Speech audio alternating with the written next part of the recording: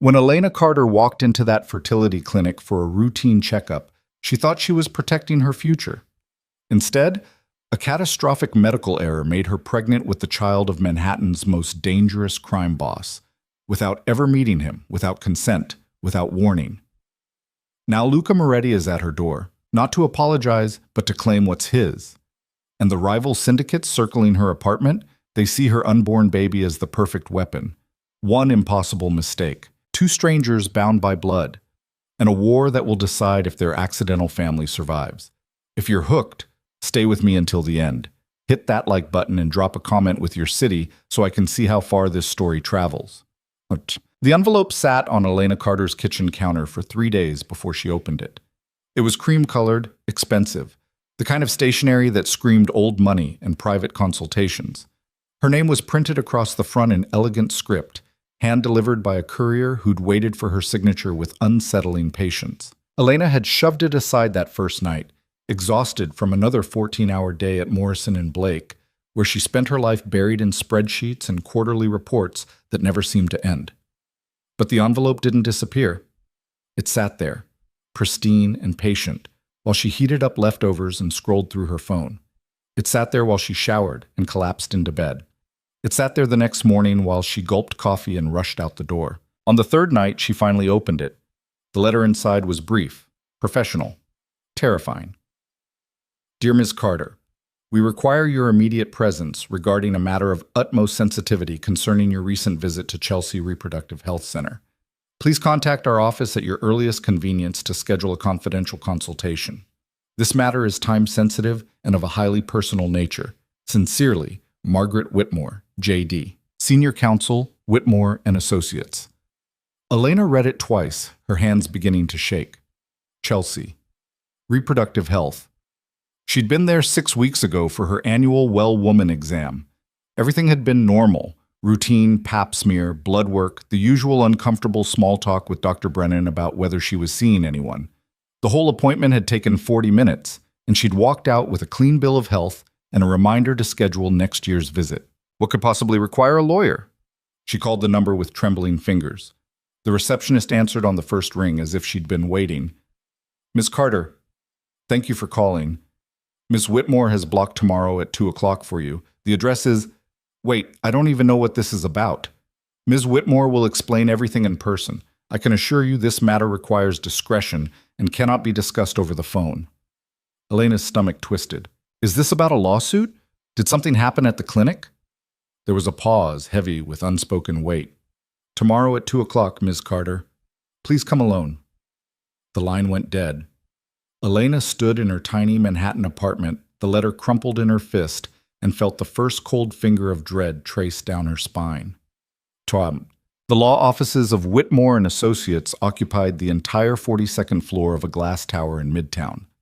Elena had dressed carefully that morning, charcoal pencil skirt, cream blouse, her most professional heels, as if the right outfit could somehow armor her against whatever was coming. It didn't help. The receptionist led her down a hallway lined with abstract art and closed doors, finally stopping at a corner conference room with floor-to-ceiling windows overlooking the city. Inside, 3 people waited. Margaret Whitmore was exactly what Elena expected. Mid-50s, silver hair and a perfect chignon, a suit that probably cost more than Elena's monthly rent. But it was the other 2 who made her pause. Dr. Brennan from the clinic sat to Margaret's right, looking like she hadn't slept in days. And beside her, a man Elena didn't recognize. Late 30s, expensive suit, the kind of quietly powerful presence that filled a room without trying. Ms. Carter, please sit down. Margaret's voice was kind, but firm. The voice of someone about to deliver devastating news with practiced gentleness. Elena sat. Her purse slid off her lap and she had to fumble for it, heat rising in her cheeks. I'm going to be direct, Margaret began, folding her hands on the table. 6 weeks ago, you visited Chelsea Reproductive Health for a routine examination. During that visit, there was a catastrophic error. The words seemed to echo in the silent room. Elena's throat went dry. What kind of error? Dr. Brennan leaned forward, her face pale. Elena, I'm so sorry. There was a mix-up with the procedure rooms that day. You were scheduled for a standard PAPE smear in room 3, but due to a clerical error and a failure in our verification protocols, she stopped, closing her eyes. You were taken to room 5 instead. I don't understand. Room 5 was prepared for an IUI procedure. Dr. Brennan's voice cracked. Intrauterine insemination. By the time anyone realized the error, the procedure had already been performed. The room tilted. Elena gripped the edge of the table, her knuckles white. You're saying you artificially inseminated me? By accident? Yes. The single word hung in the air like a death sentence. Elena couldn't breathe, couldn't think. The walls seemed to press inward, the air too thick, too hot. But I would have known. I would have felt something. The procedure is relatively quick and minimally invasive, Dr. Brennan said quietly. Given that you were already positioned for an examination and our staff failed to verify your identity properly, she trailed off, shame coloring her features. This is insane. Elena shoved back from the table, her chair screeching against the floor. This is completely insane. You can't just... How does this even happen? Don't you have protocols, safeguards? We do, Margaret said calmly.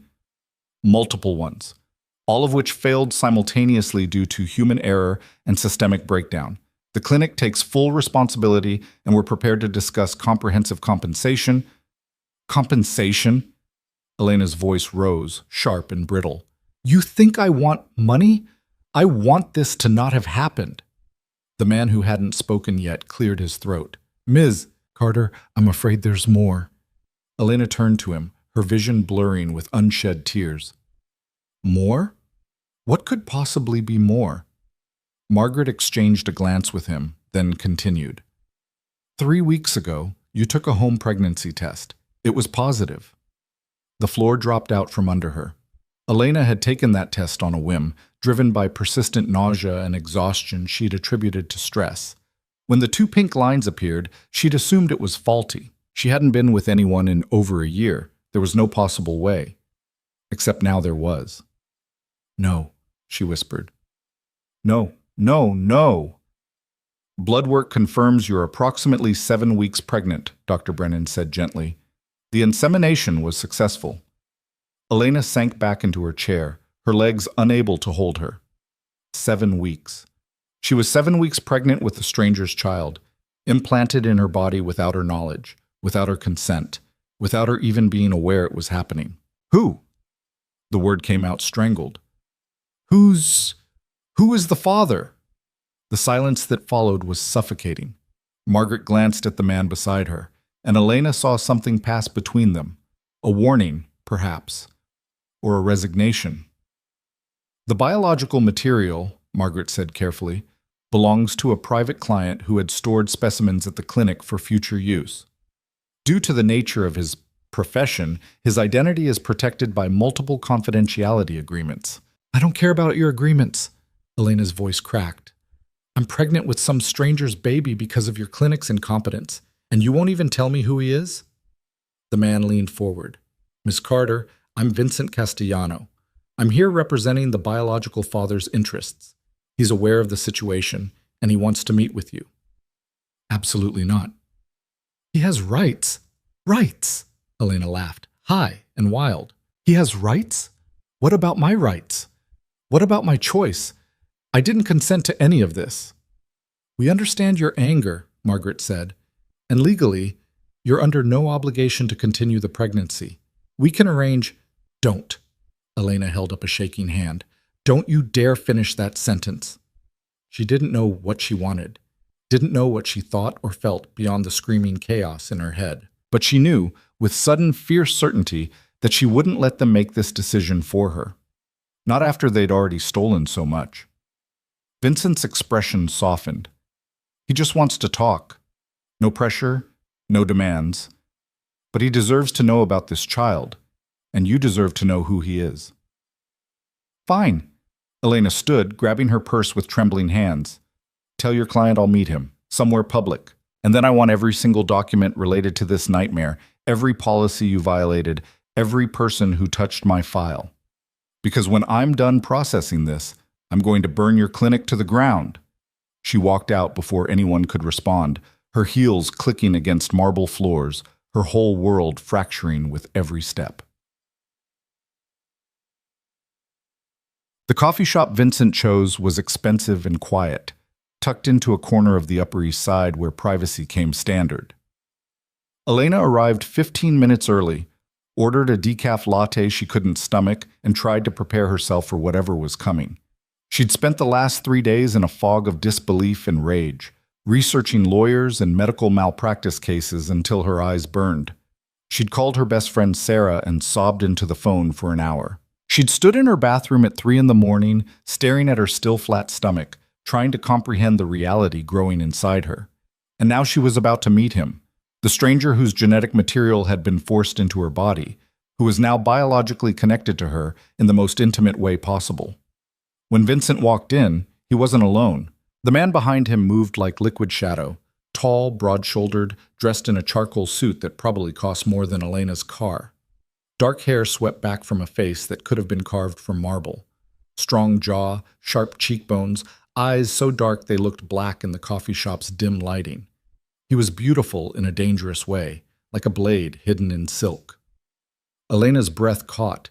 Vincent made quiet introductions. "Miss Carter, this is Luca Moretti." Luca didn't extend his hand. He simply looked at her, his gaze intense and assessing, taking in every detail of her face like he was memorizing it. When he finally spoke, his voice was deep and measured, carrying an accent that spoke of old New York families and generations of power. "Thank you for agreeing to meet." Elena lifted her chin. "I didn't have much choice." "You always have a choice." He pulled out the chair across from her and sat with fluid grace. Vincent remained standing near the door, watchful. "I wanted you to hear this from me directly, not through lawyers and intermediaries." "Hear what?"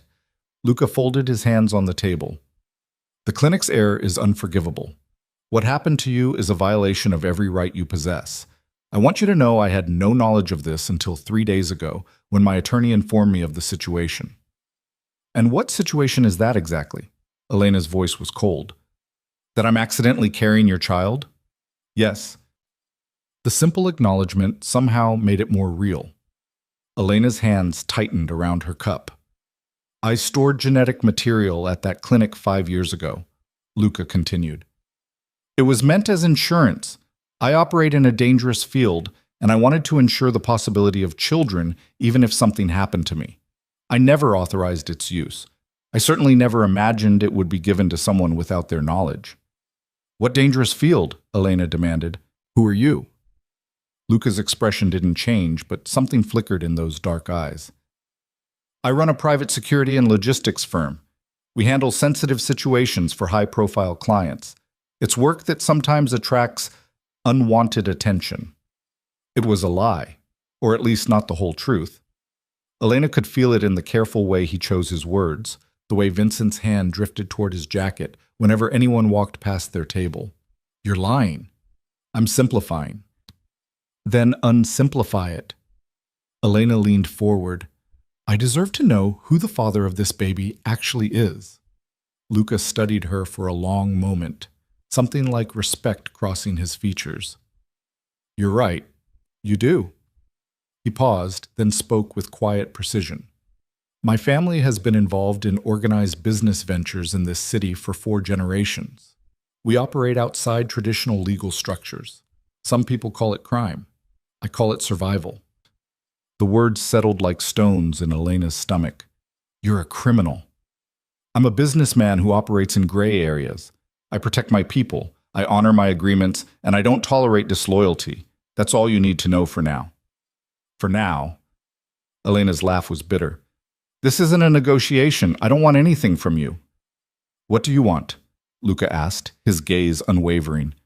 "From this situation?" Elena opened her mouth, then closed it. The truth was, she didn't know. The pregnancy was still too new, too impossible to process. She hadn't even decided if she was going to continue it, though the thought of terminating it made her chest ache in ways she didn't want to examine. "I want my life back," she finally said. "I want this to not have happened." "I can't give you that." Luca's voice gentled just slightly. "But I can offer protection, resources, and support. Whatever you decide about the pregnancy, I'll respect it. But if you choose to continue, He paused. I want to be involved. Why? Because it's my child. Simple, absolute. And I take care of what's mine. The possessiveness in his tone sent a shiver down Elena's spine, part warning, part something else she refused to name. I need time, she said. I can't think about this right now. I can't. Take all the time you need. Luca reached into his jacket and withdrew a card, sliding it across the table. My private number. Call me when you're ready to talk. or if you need anything before then. Elena stared at the card, heavy cream stock with embossed lettering, just a name and a number, nothing else. What if I decide I don't want you involved? She asked quietly. Luca's expression hardened, just for a moment, and Elena glimpsed the dangerous man beneath the civilized veneer. Then we'll discuss that when the time comes. But understand something, Elena. He leaned forward, his voice dropping to barely above a whisper. I don't walk away from my responsibilities, ever. The way he said her name, intimate, possessive, made her skin prickle. She grabbed the card and stood abruptly. I have to go. Vincent will take you home. I don't need... It's not a request. Luca's tone was calm but immovable. You're carrying my child. That makes you a target for anyone who wants to hurt me. You'll have protection whether you want it or not. Elena's blood ran cold. Excuse me? I have enemies, Elena. People who would use any weakness against me. Right now, you and that baby represent a significant vulnerability. He stood, towering over her. I won't apologize for keeping you safe. You can't just decide, I already have. He buttoned his jacket with controlled precision. Vincent will coordinate with you on security measures. Please don't fight him on this. It's not worth the risk. Before Elena could respond, Luca walked away, leaving her standing in the middle of the coffee shop with a stranger's business card and the crushing weight of a future she'd never chosen. Elena didn't call. For 2 weeks, she threw herself into work, staying late at the office and avoiding her apartment where Vincent's security team had installed cameras and motion sensors despite her protests. She ignored Luca's card, left Vincent's calls unanswered, and tried desperately to pretend her life was still normal. It wasn't. The nausea got worse. Exhaustion dragged at her bones, and every morning she stood in front of the mirror and stared at her stomach, trying to comprehend the impossible reality growing inside her. She made an appointment with her own doctor, a kind woman in her 50s who'd been seeing Elena for years. The ultrasound was scheduled for Thursday. Wednesday night, everything changed. Elena was walking home from the subway, her mind foggy with fatigue when she noticed the car. Black sedan, tinted windows, moving too slowly down the street beside her. She quickened her pace, heart beginning to hammer. The car matched her speed. Elena's hand dove into her purse, fumbling for her phone. She had Vincent's number programmed in, though she'd sworn she'd never use it. Her fingers found the phone just as the sedan's doors opened. 2 men got out. Big, efficient, moving with military precision. Elena ran. She made it maybe 20 feet before a hand clamped around her arm, yanking her backward. She screamed, but the sound was cut off by a palm over her mouth, chemical sweet and nauseating. Chloroform, some distant part of her brain registered. They're using chloroform. The world tilted, darkness eating at the edges of her vision. She fought, kicking and clawing, but her limbs felt heavy, disconnected. She was being dragged toward the car, her heels scraping against pavement, her purse falling forgotten to the ground. Then gunfire cracked through the air. The hand over her mouth jerked away. Someone shouted. Elena collapsed to her knees, gasping, her vision swimming. Through the haze, she saw Vincent emerging from a black SUV that had appeared from nowhere, weapon drawn and firing with controlled precision. The 2 men scrambled back to their sedan, tires squealing as they fled. Vincent was at Elena's side in seconds, his hands gentle as he lifted her. Are you hurt? Did they inject you with anything? Elena shook her head, still gasping for air. Chloroform, just chloroform. Christ! Vincent's jaw tightened. He swept her into his arms like she weighed nothing and carried her to the SUV. Hospital, now. No, I'm fine. You're 7 weeks pregnant and you just inhaled chloroform. His voice was steel. We're going to the hospital, non-negotiable. Elena was too weak to argue. She let him bundle her into the vehicle, her whole body shaking with adrenaline crash. As they pulled away, she saw her purse still lying on the sidewalk, contents spilled across concrete. Her normal life, scattered and abandoned. The hospital was a blur of bright lights and worried faces. Vincent had called ahead, and they were ushered into a private room where a young doctor examined Elena with efficient gentleness. Blood work, another ultrasound, questions about symptoms and exposure. Through it all, Vincent stayed close, his presence both comforting and terrifying. "The baby's fine," the doctor finally announced, and Elena felt something in her chest unclench. Heart rate is strong, no signs of distress. The chloroform exposure was minimal, not enough to cause harm. But you should rest for the next few days. No stress, no exertion. "Thank you," Elena whispered. After the doctor left, Vincent pulled up a chair beside her bed. "I called Luca. He's on his way." Elena closed her eyes. "Of course he is." "Elena," Vincent's voice was uncharacteristically gentle. "Those men weren't random. They knew where you'd be, knew your routine. Someone's been watching you." "Who?" "We'll find out." His expression hardened. "But this is exactly what Luca warned you about. You're a target now, and tonight proved you can't protect yourself." "I didn't ask for any of this." Tears burned behind Elena's eyelids. "I didn't ask to be pregnant, didn't ask to be dragged into some crime war, didn't ask for any of it." "I know." Vincent's hand settled on her shoulder, surprisingly warm. "But this is the reality now. You can accept protection, or you can put yourself and that baby at risk. Choose." Before Elena could respond, the door opened. Luca filled the doorway, his expression thunderous. He crossed the room in 3 strides, his eyes scanning Elena from head to toe, cataloging every detail. "Are you hurt?" "No." "The baby?" "Fine." Something in Luca's rigid posture relaxed just slightly. He pulled the other chair close to her bedside and sat, his presence overwhelming in the small room. "Tell me what happened. Everything." Elena recounted the attack in halting sentences, her voice shaking. Luca listened in silence, his jaw tightening with each word. When she finished, he turned to Vincent. "Retaliation?" "Has to be. Probably Dante's crew testing our defenses." "Find them." Luca's voice was ice. "Every single one. I want names, addresses, and surveillance footage by morning." Vincent nodded and left without another word. Silence settled over the room. Elena stared at her hands, unable to meet Luca's gaze. "This is insane. My life was normal 2 weeks ago. I was just an accountant with a boring job and a small apartment. Now I'm being kidnapped by criminals and protected by me," Luca finished quietly. "I know this isn't what you wanted, but it's what we have." "I can't live like this," Elena's voice broke. "I can't spend every day looking over my shoulder, wondering if someone's going to grab me off the street." "You won't have to."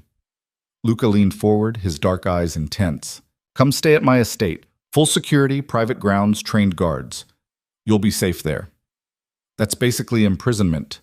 It's protection. From a life I never chose." Elena's frustration boiled over.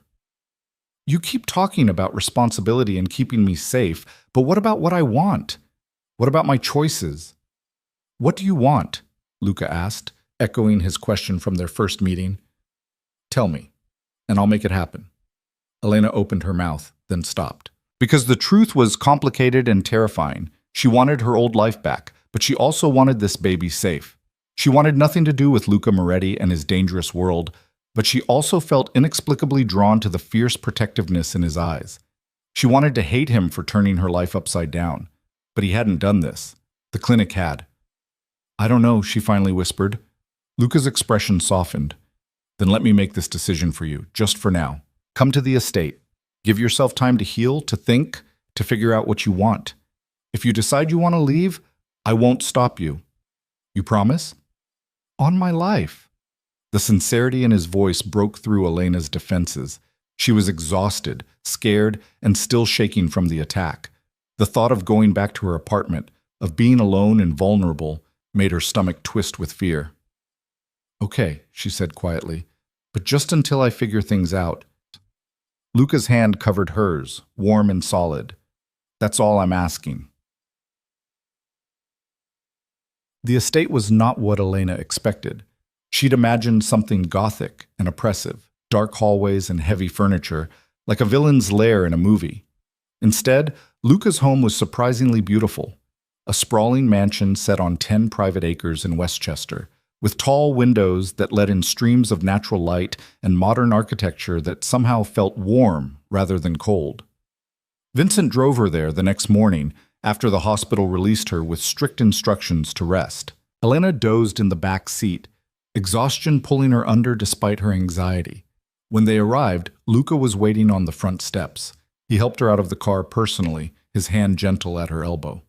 "I had the East Wing prepared for you. Private bedroom, bathroom, sitting room. If you need anything changed, just tell Maria. She manages the household staff." Elena looked up at the massive house, then back at Luca. "How many people live here?" "Just me. And now you." He paused. "And security, but they're mostly external." "This is too much." "It's necessary." Luca guided her inside through a soaring foyer with marble floors and a staircase that curved upward like something from a dream. "I need you safe, Elena. Not just for the baby. For you." The unexpected tenderness in his voice made her throat tighten. He led her through hallways lined with art, some modern, some classical, all expensive, to a suite of rooms that took her breath away. Floor-to-ceiling windows overlooked manicured gardens. The bed was enormous, covered in soft linens. Fresh flowers sat on the dresser. "It's beautiful," Elena admitted. "It's yours." Luca moved to the door, then paused. "Rest. We'll talk more when you're ready." He was almost gone when Elena called out, "Luca?" He turned, one hand on the doorframe. "Thank you," she said quietly, for everything. I know I've been difficult." "You've been scared." His dark eyes held hers. "That's different." After he left, Elena sank onto the bed and finally let herself cry. For the life she'd lost.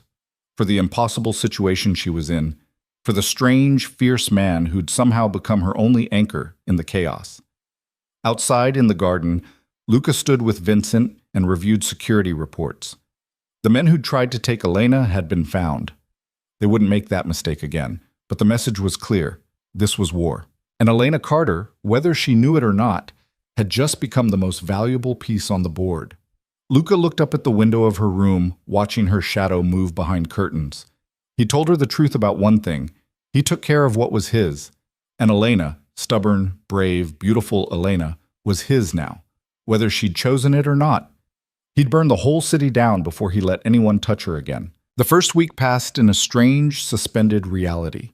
Elena woke each morning in a bed that wasn't hers, in a house that felt like a museum, carrying a child she'd never planned. She spent her days wandering the estate's sprawling grounds, trying to reconcile the woman she'd been with the woman she was becoming.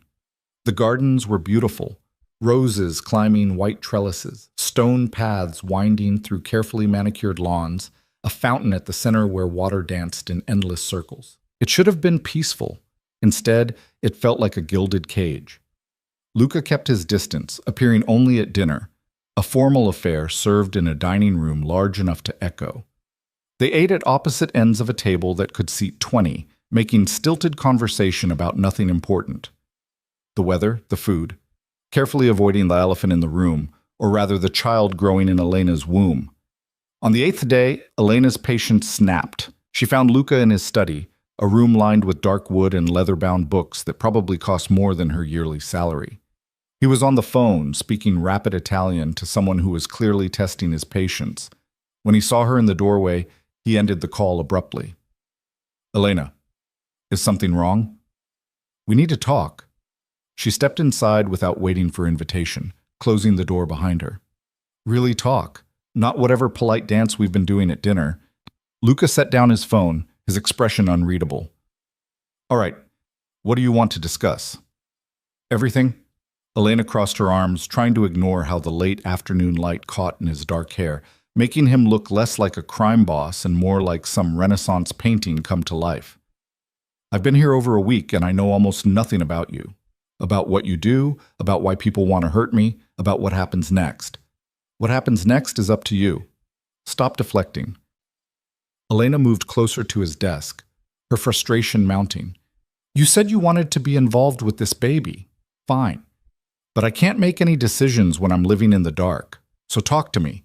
Tell me the truth about who you are and what I'm really dealing with. Luca studied her for a long moment, something like approval flickering in his dark eyes.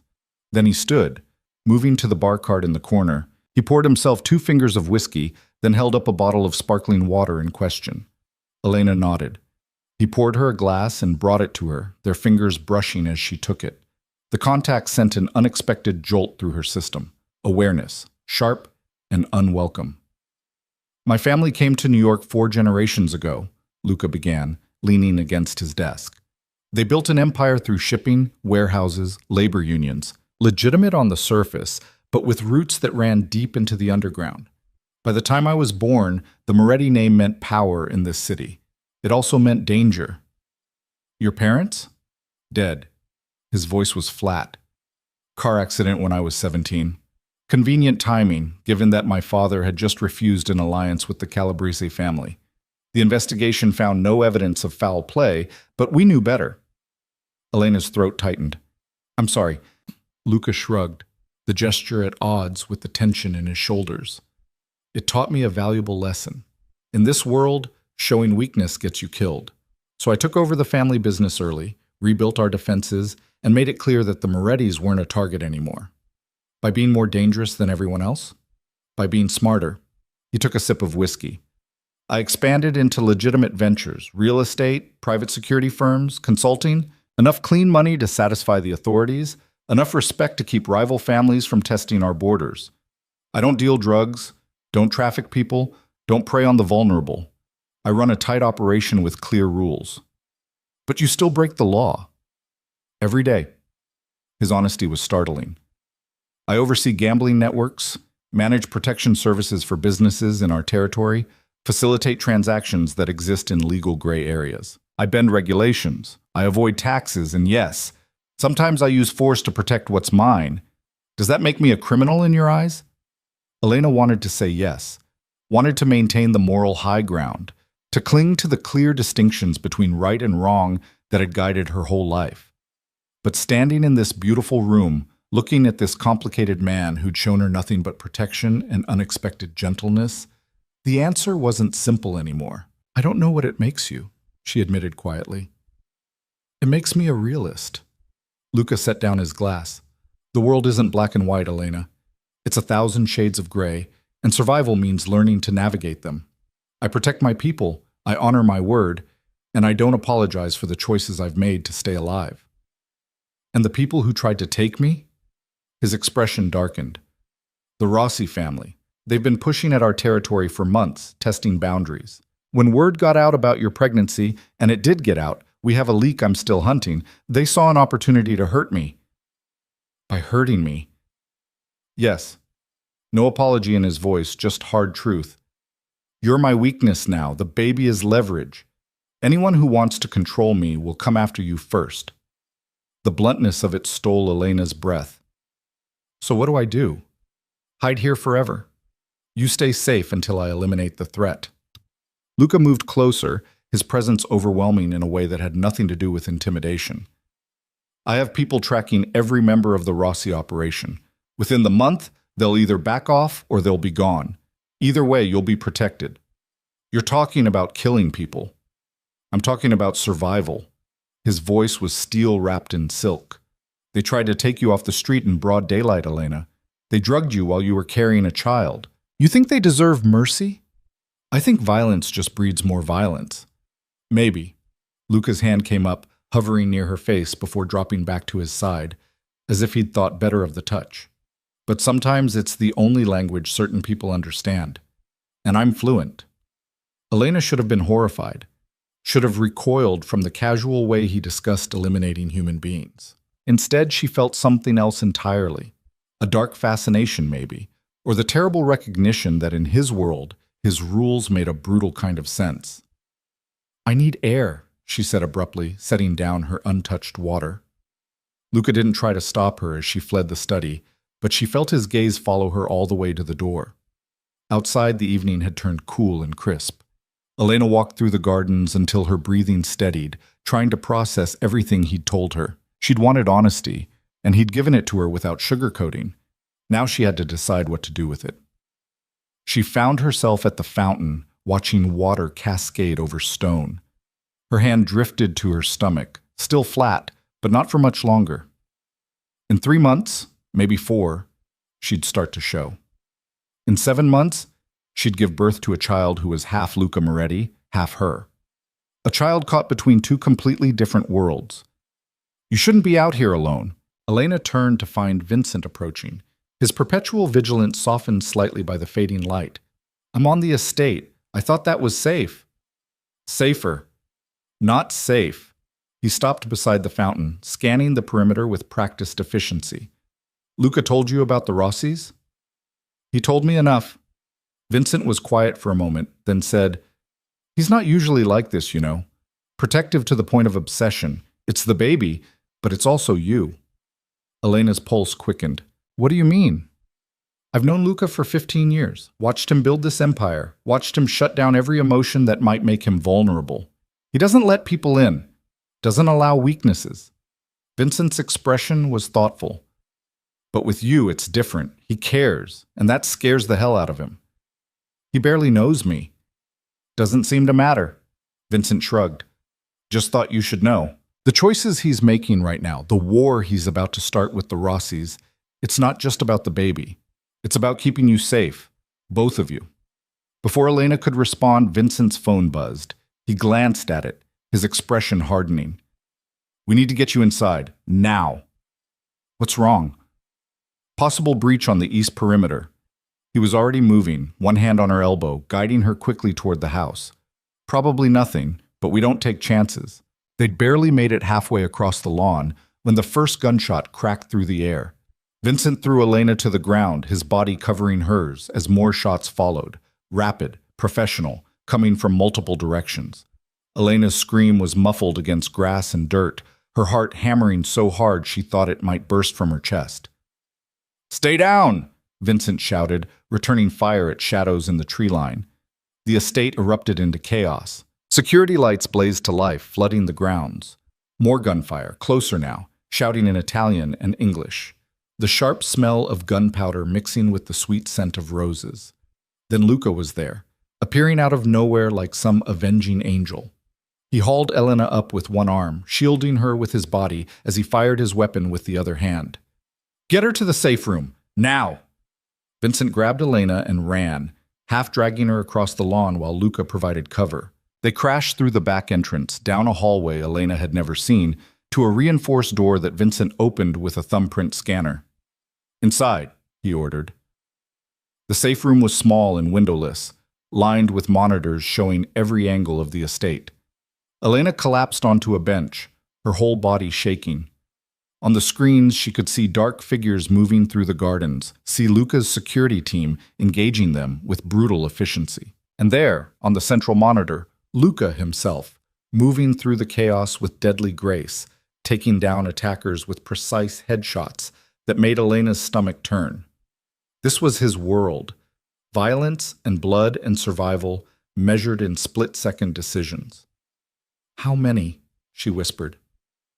Vincent was on the phone, coordinating with his team. At least 8 hostiles, professional gear, military training. This isn't the Rossis. They don't have this kind of firepower. Then who? I don't know, but we're about to find out. The firefight lasted 17 minutes. Elena counted every second, watching the monitors with her hands pressed to her mouth, unable to look away as Luca's team systematically eliminated the threat. When the last attacker fell, eerie silence settled over the estate. Vincent waited another 5 minutes before opening the safe room door. Stay close to me. They emerged into a house that looked like a war zone. Bullet holes in walls, shattered glass, blood on marble floors. Elena's knees nearly buckled, but Vincent's steady hand kept her upright. Luca was in the foyer, breathing hard, a cut above his eye bleeding freely. When he saw Elena, relief flashed across his face before his usual control reasserted itself. Are you hurt? He crossed to her in 3 strides, his hands moving over her arms, her shoulders, checking for injuries with surprising gentleness. I'm fine. The baby's fine. Elena couldn't stop staring at the blood on his shirt. His or someone else's. She couldn't tell. What happened? Coordinated assault. They came in 4 teams, hit us from all sides. Luca's jaw was tight. This wasn't about taking you. This was about sending a message. What message? That I'm vulnerable. He looked past her to where his security team was dragging bodies outside. Someone wants me to know they can reach inside my own home. Vincent approached, holding a tablet. Boss, you need to see this.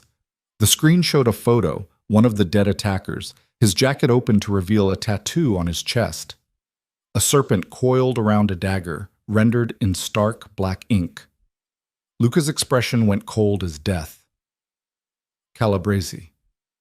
I thought you said it wasn't the Rosses, Elena said. It's not. Luca's voice was deadly quiet.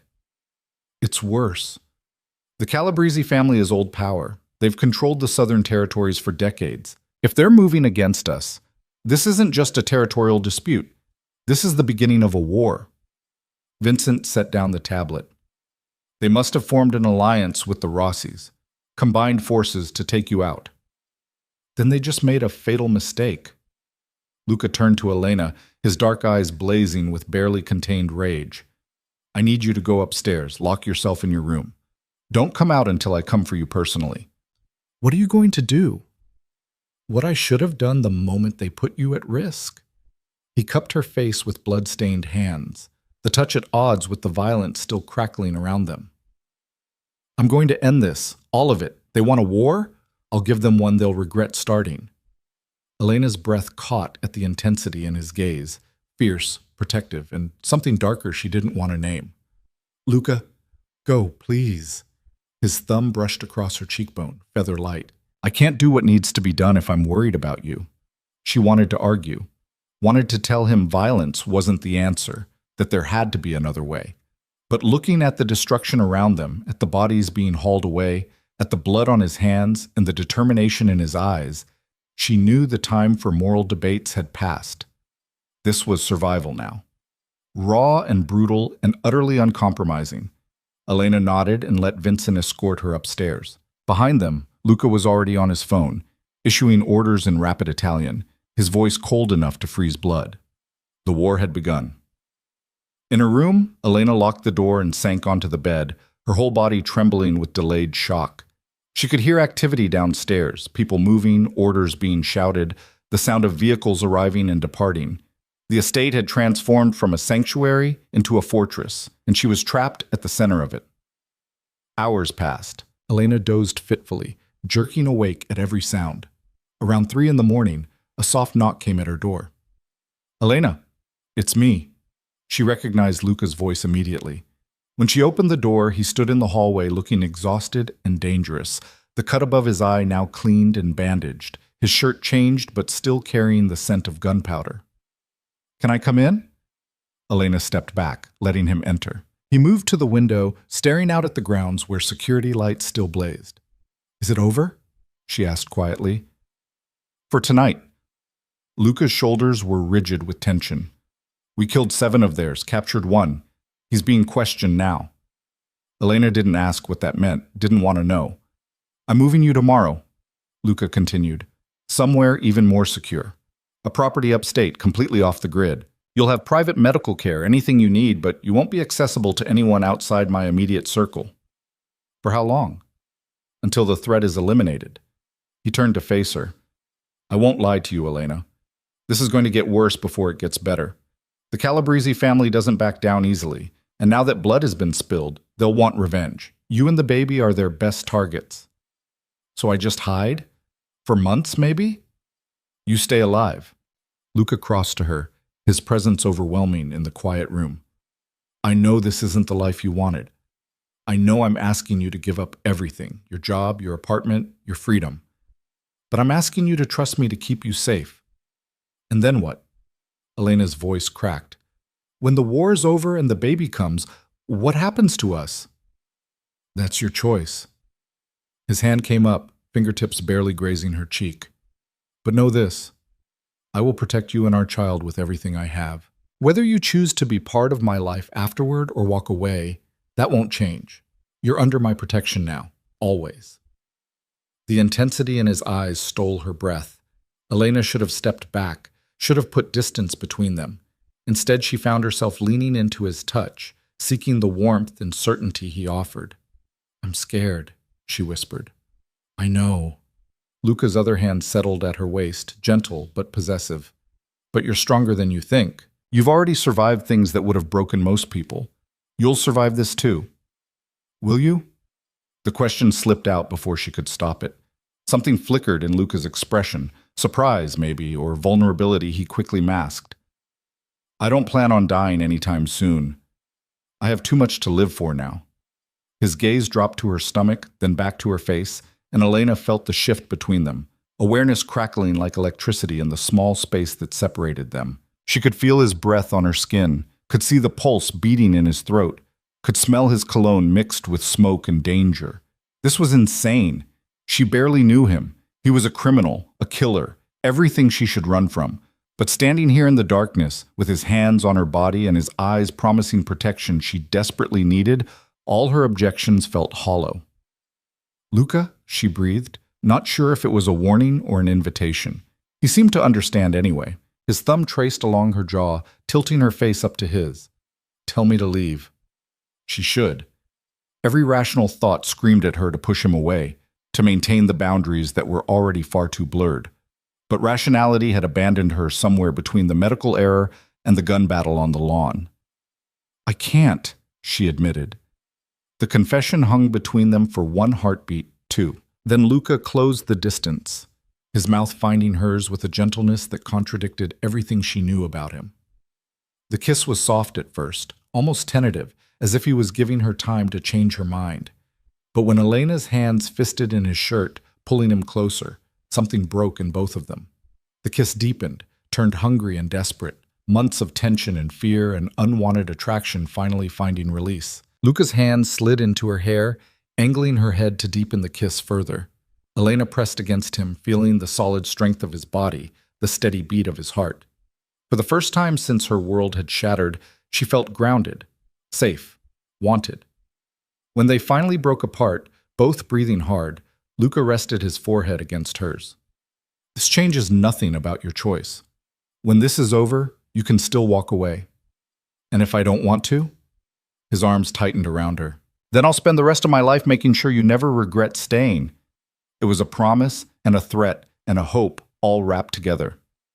Elena should have been terrified by the possessiveness in his voice, by how quickly she was falling for a man who represented everything dangerous in the world. Instead, she felt something click into place, a rightness she couldn't explain or justify. "Stay with me tonight," she whispered. "Just stay." Luca's expression softened in a way she'd never seen before. "Always." They moved to the bed, but there was nothing sexual in it, just the desperate need for comfort and connection. Luca held her against his chest, one hand protectively covering her stomach, and Elena let herself pretend for a moment that this was normal, that they were normal, that the child growing inside her was planned and wanted by two people who'd chosen each other. Outside, security teams patrolled the grounds, and war councils strategized revenge. But in this room, in this moment, there was only warmth and safety, and the fragile beginning of something that might have been love, if either of them were brave enough to name it. Elena fell asleep to the steady rhythm of Luca's heartbeat, unaware that across the city, in a penthouse office overlooking the harbor, Antonio Calabrese was planning his next move. The girl was the key. Take her, and Moretti would crumble. It was just a matter of time. Dawn came too quickly, pale light filtering through curtains Elena didn't remember closing. She woke to find Luca already gone, only the indent in the pillow beside her, and the lingering warmth of his presence proving he'd been there at all. For a moment, she let herself imagine a different life, one where waking up beside him was normal, where the child inside her was conceived in love instead of medical error, where danger didn't lurk outside every window. Then reality crashed back in, and she remembered what today meant. The move to the upstate property happened with military precision. Vincent arrived at her door before she'd finished dressing, his expression grim. "We leave in 20 minutes. Pack only essentials. Everything else will be replaced." "Where's Luca?" "Handling business." Vincent's tone made it clear what kind of business that was. He'll join you tonight. Elena wanted to protest, to demand to see him before they left, but the tension in Vincent's shoulders told her time was a luxury they couldn't afford. She threw clothes into a bag with shaking hands, grabbed her phone and laptop, and tried not to think about how her entire life now fit into a single suitcase. The convoy of 3 black SUVs rolled out exactly 20 minutes later. Elena sat in the middle vehicle, sandwiched between 2 armed guards, who said nothing for the entire 2-hour drive north. Through tinted windows, she watched the city give way to suburbs, then countryside, then dense forest that seemed to swallow the road whole. The property emerged from the trees like something out of a fairy tale. A stone manor house perched on a hillside, surrounded by acres of woods and protected by gates that looked like they could withstand a military assault. It was beautiful and isolating in equal measure. "Welcome to your new home," Vincent said as they pulled up to the entrance. "At least for a while." Inside, the house was surprisingly warm. Someone had filled vases with fresh flowers, stocked the kitchen with food, laid fires in multiple fireplaces despite the mild weather. Elena's suite occupied the entire second floor, bedroom, bathroom, sitting room, and a nursery that made her throat tighten when she saw it. Painted soft yellow, furnished with a crib and changing table and rocking chair, waiting for a baby who existed only as a promise and a prayer. "The medical team will be here this afternoon for your checkup," Vincent explained, setting her bag down. "You have full run of the house and grounds, but don't go beyond the tree line. We have sensors and patrols, but it's safer if you stay visible." "Am I a prisoner here?" Vincent's expression softened. "You're protected here. There's a difference." After he left, Elena wandered through the empty house, her footsteps echoing on hardwood floors. It was furnished but unlived in, like a hotel designed to look like a home.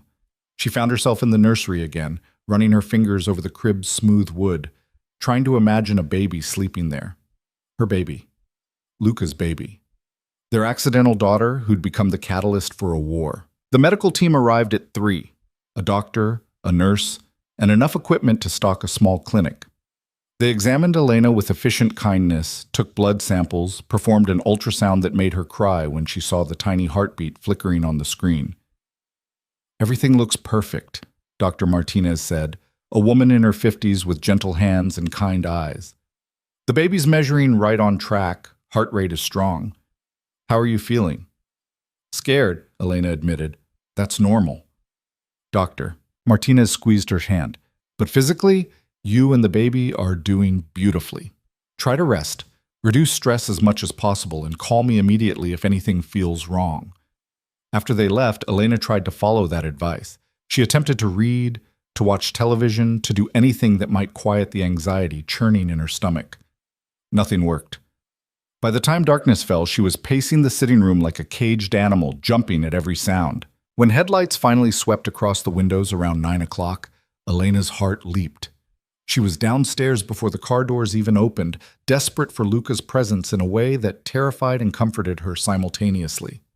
He looked exhausted when he walked in, shadows under his eyes, tension in every line of his body, dried blood on his knuckles that he'd made no attempt to hide. But when he saw Elena waiting in the foyer, some of that tension bled away. "You're here," she breathed. "I said I would be." He closed the distance between them, pulling her into his arms with a desperation that matched her own. "How was the trip?" "Long, quiet." Elena pressed her face against his chest, breathing in his scent beneath the smell of smoke and violence. "How was your day?" "Productive." His hand stroked through her hair, the touch gentle despite the violence she knew those hands had committed. "The Calabrese family is weakened. Not finished, but bleeding." Elena didn't ask for details.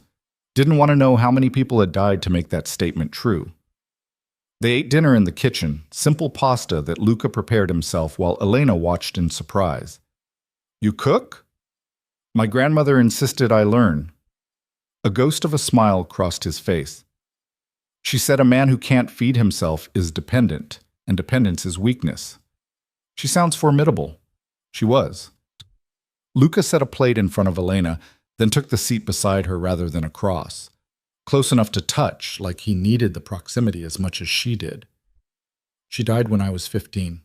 Sometimes I think she's the only person who ever saw me as something other than a weapon or a successor."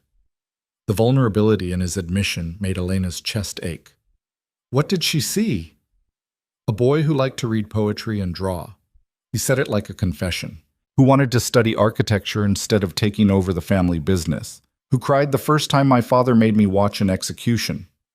Elena set down her fork, her appetite forgotten. You were just a child. I was a Moretti. Children don't get to stay innocent in this world. Luca's jaw tightened. My father believed exposure built character, that witnessing violence would make me stronger, harder, capable of doing what needed to be done. Did it? It made me hollow. His dark eyes met hers, stripped of their usual armor. Until recently, I couldn't remember the last time I felt anything beyond anger or determination. Everything else was just empty. And now? Luca's hand covered hers, warm and solid. Now I feel too much. Fear for you and the baby. Rage at anyone who threatens you. And something else I don't have words for yet. Elena understood because she felt it too. This dangerous, impossible thing growing between them alongside the child in her womb. It defied logic and self-preservation, but it was real nonetheless. I'm falling for you, she whispered. I know I shouldn't. I know it's crazy and too fast and probably a disaster waiting to happen, but I can't help it. Luca's breath caught. For a long moment, he just stared at her. Something raw and wounded in his expression. Came from something terrible. Even if it's came from something terrible, even if it's complicated and dangerous, you're good, Elena, and I don't deserve you, but I'm selfish enough to want you anyway. When he kissed her this time, it was different from the desperate passion of the night before. This was tender, almost worshipful, like he was trying to memorize the taste of her. Elena melted into it, her hands fisting in his shirt, pulling him closer despite the voice in her head screaming warnings about falling for dangerous men. They made it as far as the sitting room before clothes started coming off. Luca lifted Elena onto the couch, his mouth trailing down her neck while her fingers worked at his buttons.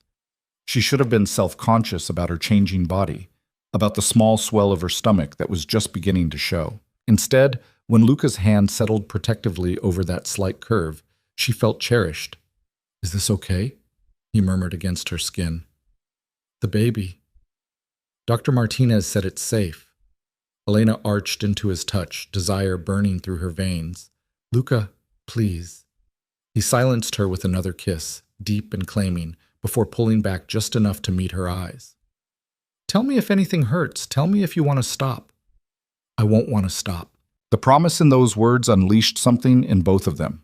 They came together with desperate need, seeking connection and comfort and proof that they were still alive amid all the death surrounding them.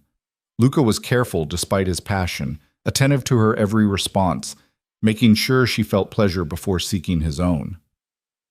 Afterward, they lay tangled together on the couch, Elena's head on Luca's chest while his fingers traced idle patterns on her bare shoulder. Outside, security lights swept across the grounds in steady intervals, a reminder that their moment of peace existed in a bubble of violence. My mother was an artist, Elena said suddenly, breaking the comfortable silence.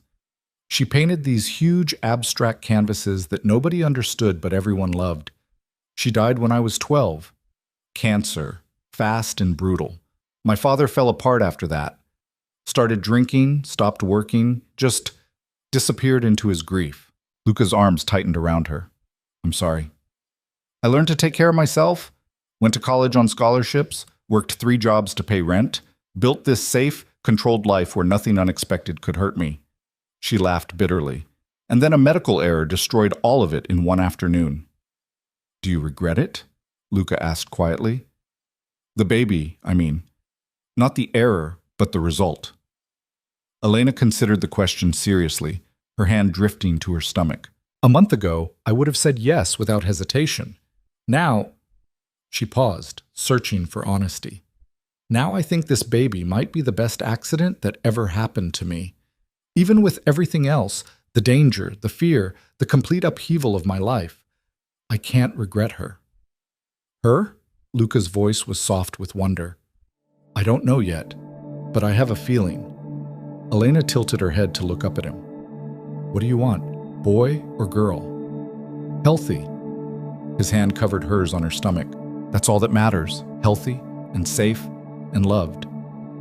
The simplicity of the answer made Elena's eyes burn. This man who commanded an empire built on violence and fear, who'd killed to protect her without hesitation, wanted nothing more than a healthy child.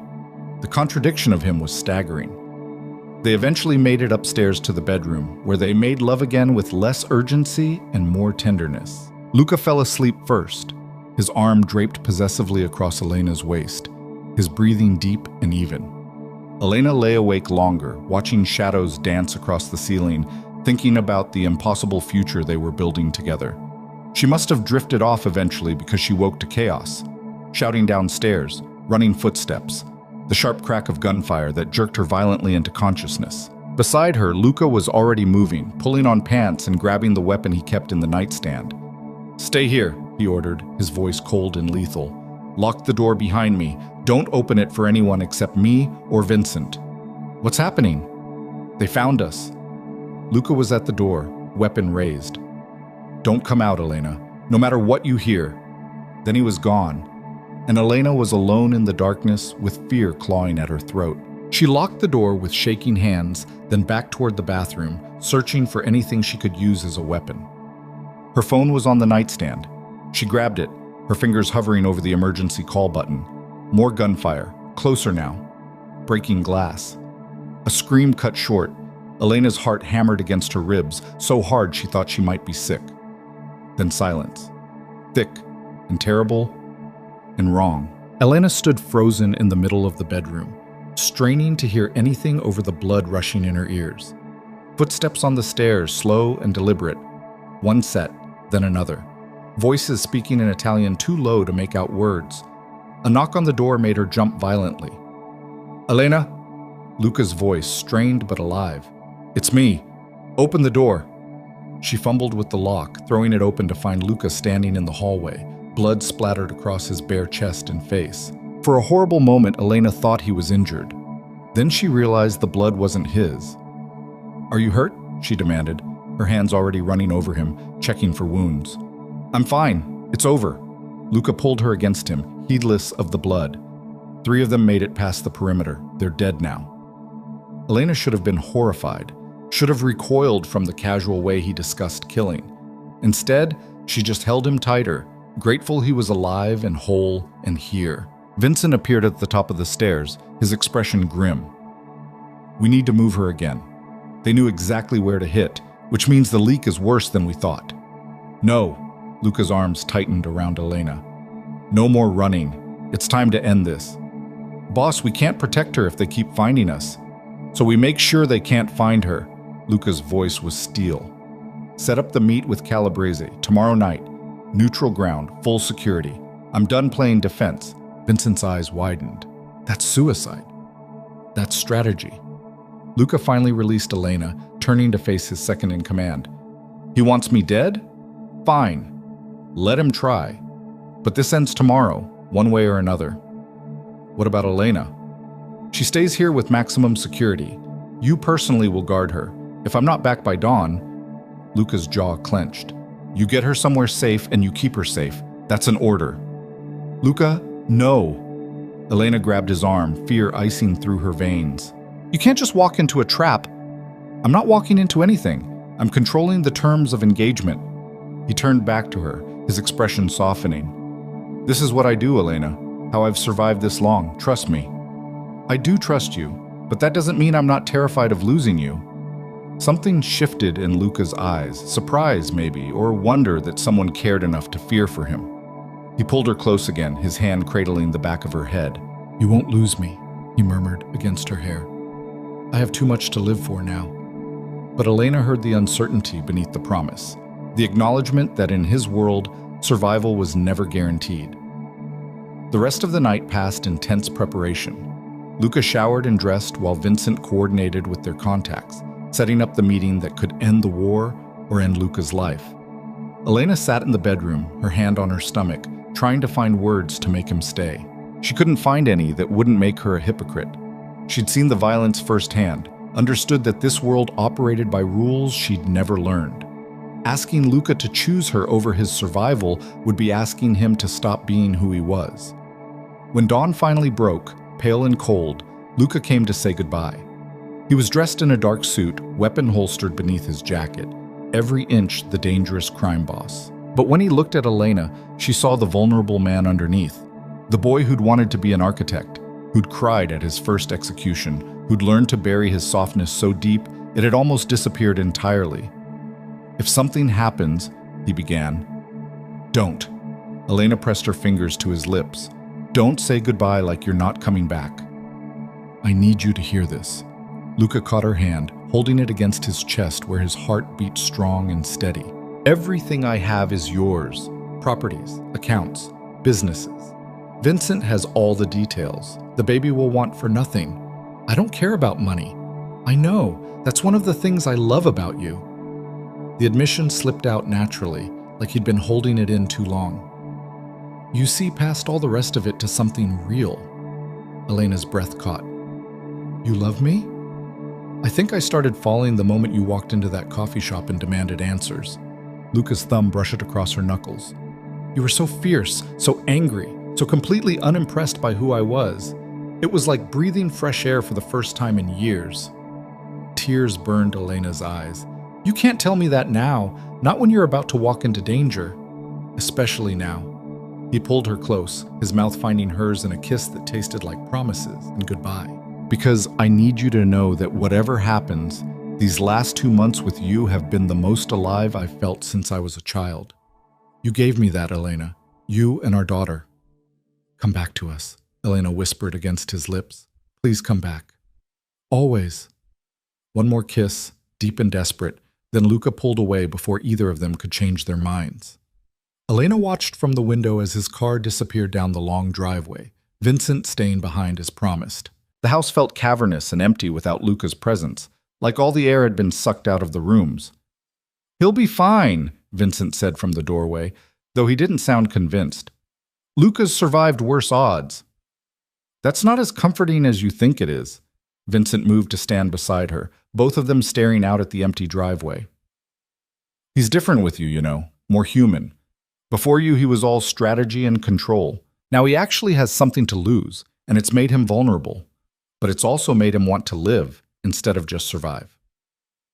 Elena's hand drifted to her stomach. "What happens if he doesn't come back?" "Then I honor his last order and keep you safe." Vincent's voice was firm. "But he's coming back. He has to. He's finally found something worth fighting for." The hours crawled past with agonizing slowness. Elena tried to read, to eat, to do anything that might distract her from the images playing in her mind. Luca walking into an ambush, Luca bleeding out on some warehouse floor, Luca dying without ever meeting his daughter. Vincent kept his phone close, checking it compulsively for updates that didn't come. The security team moved through the house like shadows, their presence both comforting and terrifying. Afternoon faded into evening. Elena stood at the window as the sun set, painting the sky in shades of blood and fire, wondering if Luca was watching the same sunset somewhere across the city. Her phone rang at 7:15, an unknown number that made her heart stop. "Don't answer it," Vincent warned. Elena answered anyway. "Hello? Ms. Carter?" The voice was cultured, older, carrying an accent that spoke of old money and older violence. "My name is Antonio Calabrese.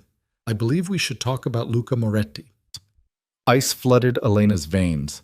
"Where is he?" "At this moment, sitting across from me in a very tense negotiation. He's quite concerned about your safety, which makes you valuable leverage. So here's what's going to happen." Calabrese's tone was almost pleasant. "You're going to get in a car I'm sending to collect you. You're going to come to me quietly, without alerting Moretti's rather extensive security team. And in exchange, I'll let Luca live. And if I refuse, then I kill him right now. And then I come for you anyway. At least this way he gets to see you one last time before you both die." Elena's hand tightened on the phone. Vincent was already moving, trying to grab it from her, but she stepped away. "How do I know you won't kill us both?" "You don't." Calabrese sounded amused. "But refusing guarantees his death. Compliance at least gives you a chance. The car will be at your gate in 10 minutes. Don't be late. Ms. Carter, Luca's life depends on your punctuality." The line went dead. Elena lowered the phone slowly, her mind racing. Vincent was already on his radio, calling for backup, locking down the property. But Elena knew with cold certainty that Calabrese wouldn't have made this move without a plan to counter their defenses. "We can protect you," Vincent said urgently. "Luca gave me orders to keep me safe. I know." Elena met his eyes. "But Luca's about to die because of me, because I'm leverage, because loving me made him vulnerable. Don't even think about it. I'm not thinking, I'm deciding."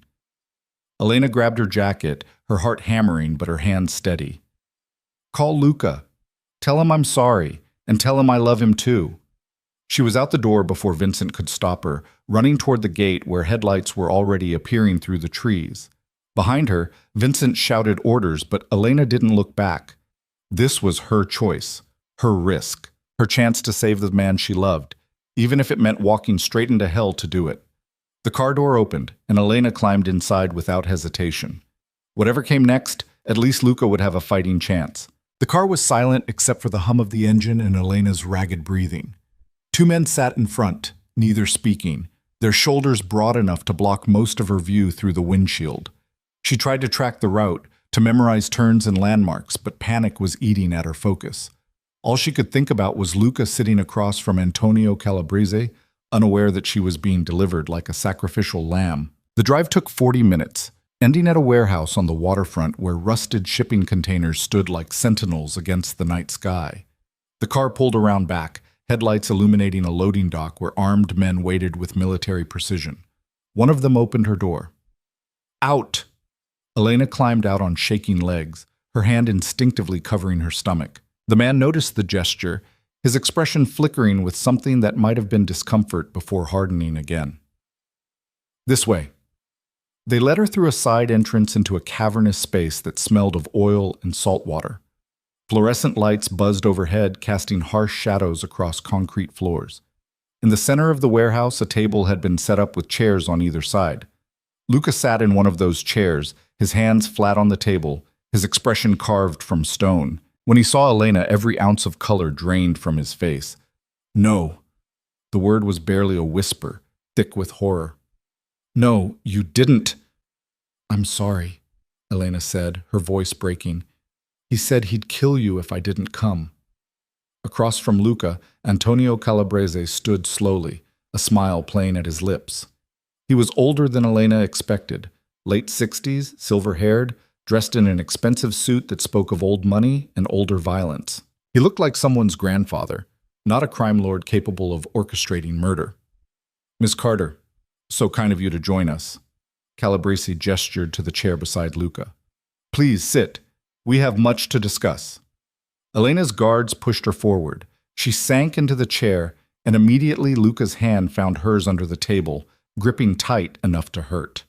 His eyes were blazing with fury and fear in equal measure. "Let her go," Luca said, his voice deadly quiet. "This is between you and me." On the contrary, Calabrese settled back into his chair with the confidence of a man holding all the cards. "This is very much about her. You see, Luca, I've spent months trying to figure out how to break you. Your empire is too strong, your security too tight, your reputation too fearsome. But then I heard about the girl. The pregnant accountant who appeared out of nowhere and captured the great Luca Moretti's heart. She has nothing to do with our business. She has everything to do with it." Calabrese's eyes glittered with malice. "You made her your weakness the moment you started protecting her. Love makes men stupid, Luca. It makes them vulnerable.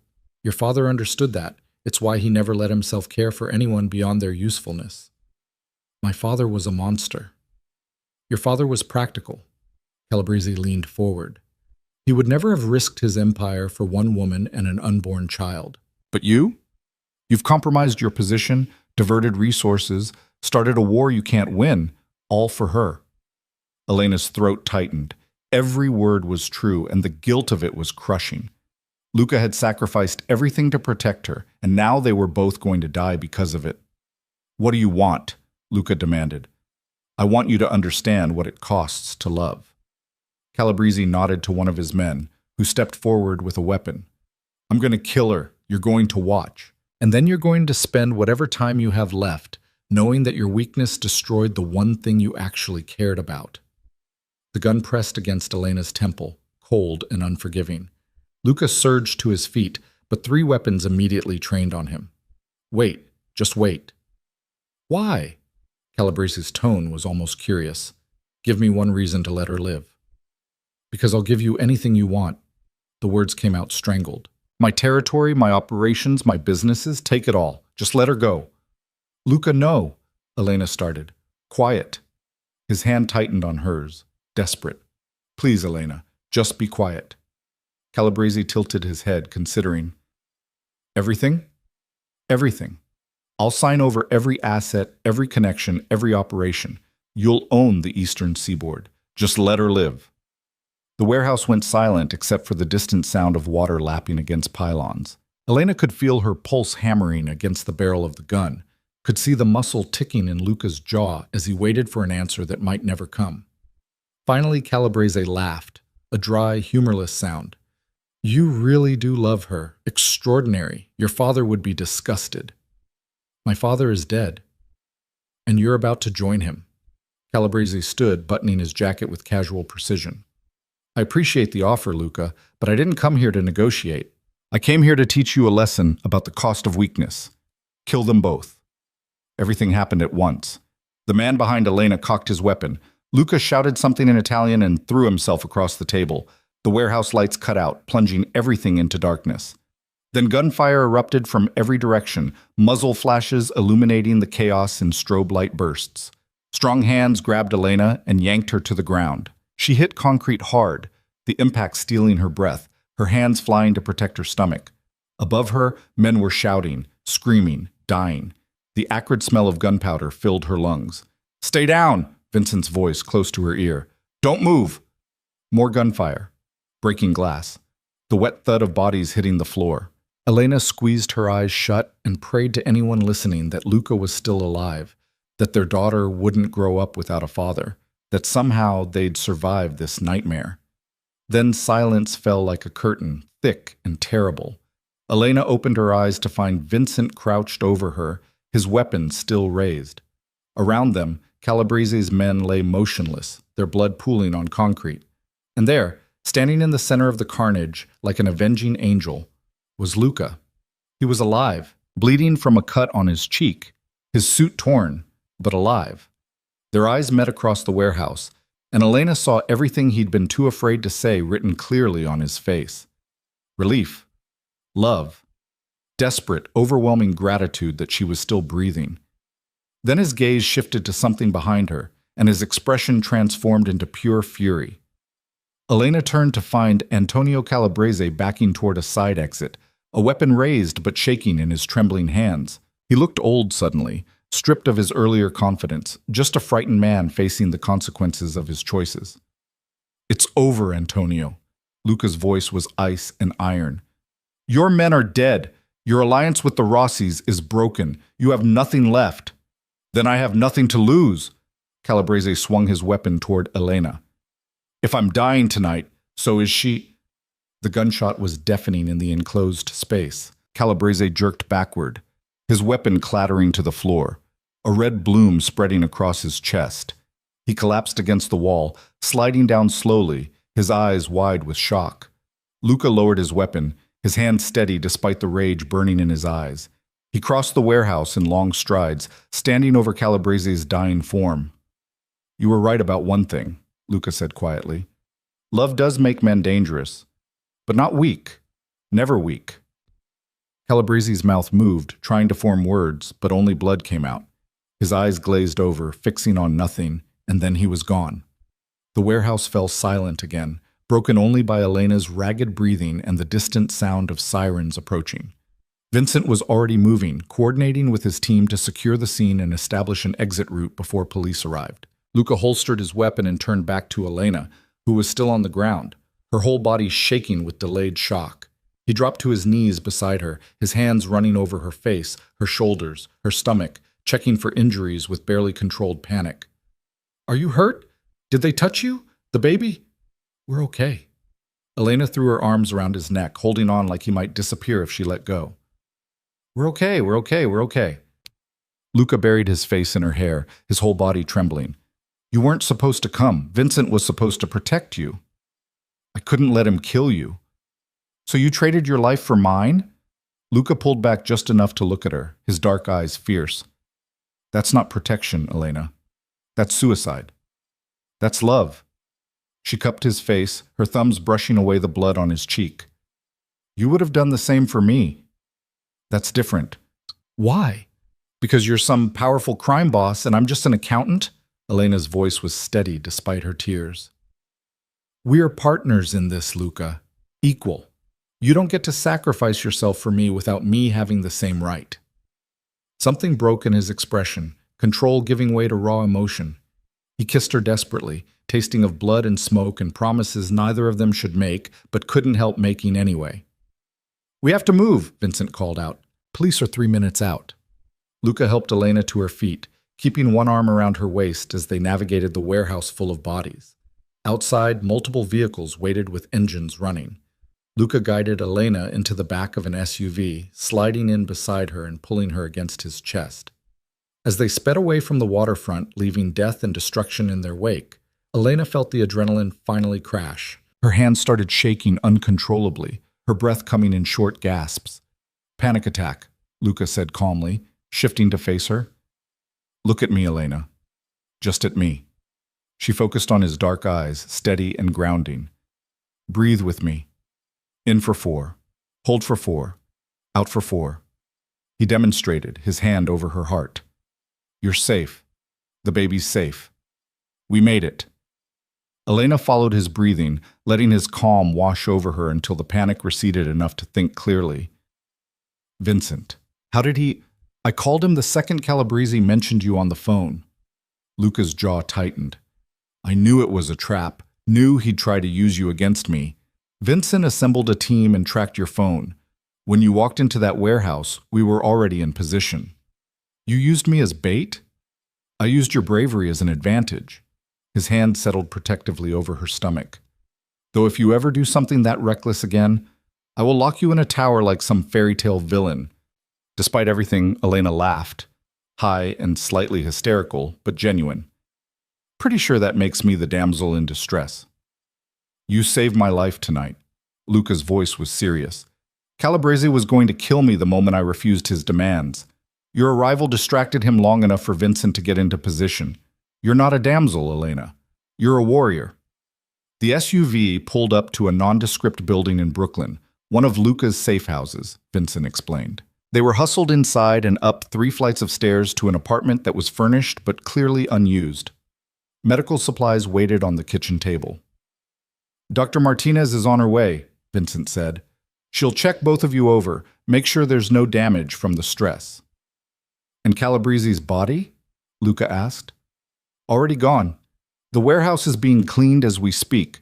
By morning, there will be no evidence any of this happened. Vincent's expression was grim. But we still have the Rossis to deal with. Without Calabrese backing them, they're weakened, but not finished. Tomorrow. Luca's tone brooked no argument. Tonight, I'm staying with Elena. After Vincent left, Luca led Elena to the bathroom and started a shower, the water running hot and cleansing. He undressed her carefully, his hands gentle despite the violence they'd committed hours earlier, then stripped off his own blood-stained clothes. Under the spray, he washed her hair, his fingers massaging her scalp with surprising tenderness. Elena stood with her eyes closed, letting him care for her, feeling the knots of tension slowly unwinding from her shoulders. I was so scared, she whispered. When that gun was against my head, all I could think was that our daughter would never know me, never hear me tell her I loved her. Luca's hand stilled. Her? Dr. Martinez confirmed it this afternoon. We're having a girl. Elena turned to face him, water streaming between them. I was going to tell you when you got back, before Calabrese called. Wonder transformed Luca's features, softening the hard edges that violence had carved. His hand settled on her stomach, now rounded enough to be unmistakable. A daughter. Are you disappointed? I'm terrified. He said it like a confession. I have no idea how to raise a daughter in this world, how to keep her safe and innocent and good when everything around me is corrupt. You don't have to do it alone. Elena covered his hand with hers. We figure it out together, and maybe we don't raise her in this world. Maybe we build a different one. What do you mean? I mean what you said to Calabrese, about giving up your empire. What if you actually did it? The idea had been forming in Elena's mind since the warehouse, crystallizing into possibility. Not to him, obviously, but what if you found a way out? Went legitimate? Luca was quiet for a long moment, water cascading over his shoulders. It's not that simple. You can't just walk away from this life. Why not? Because people depend on me.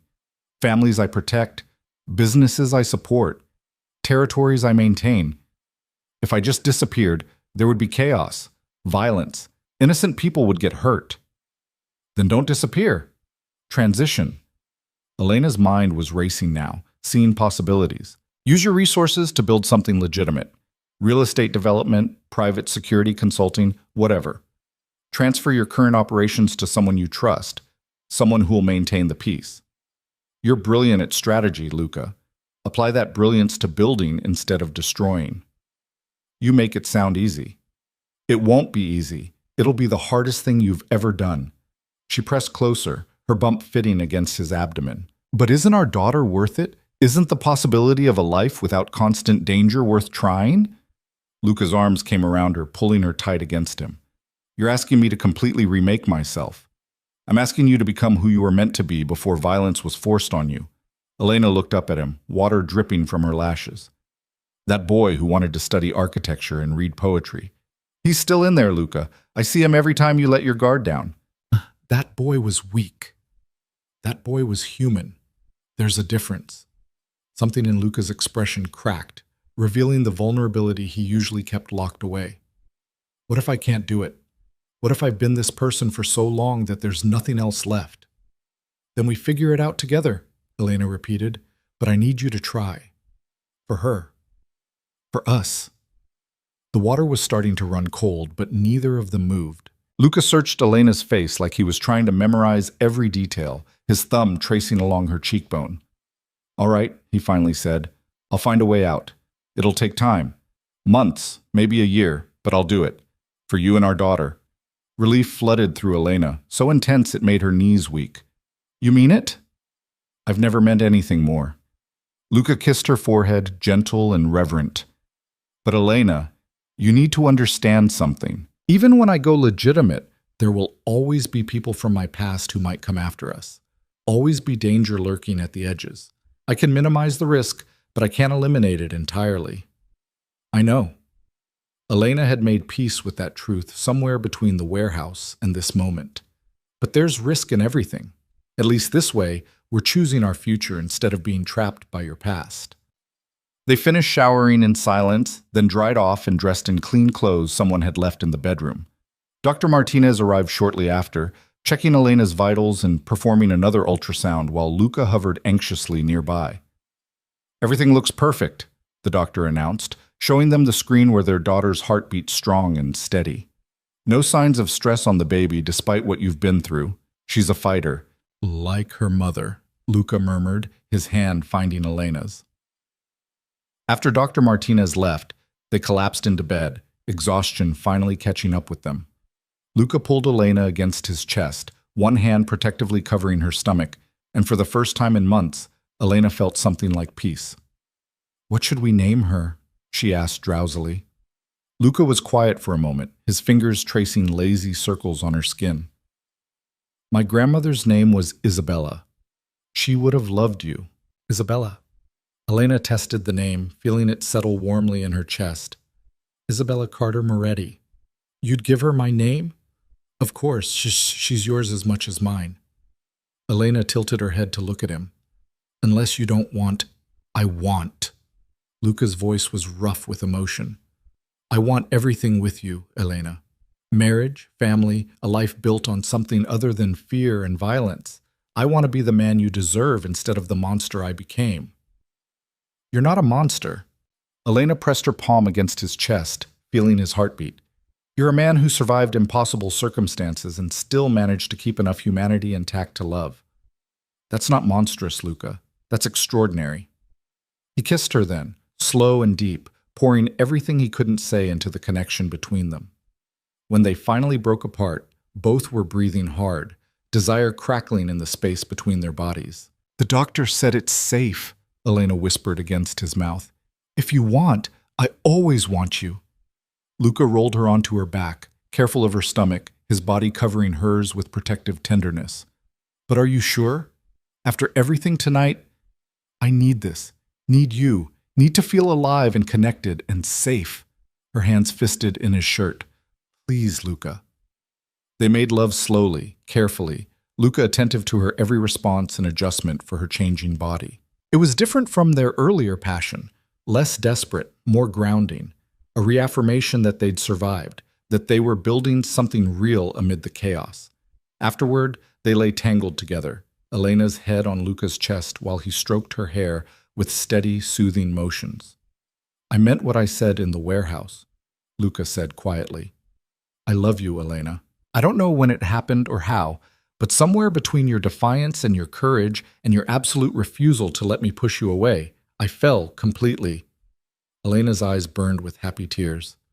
I love you too, even though you're complicated and dangerous and completely wrong for me on paper. We're a disaster waiting to happen. We're a miracle that already did. She pressed a kiss over his heart, and I'm choosing it. Choosing you. Choosing us.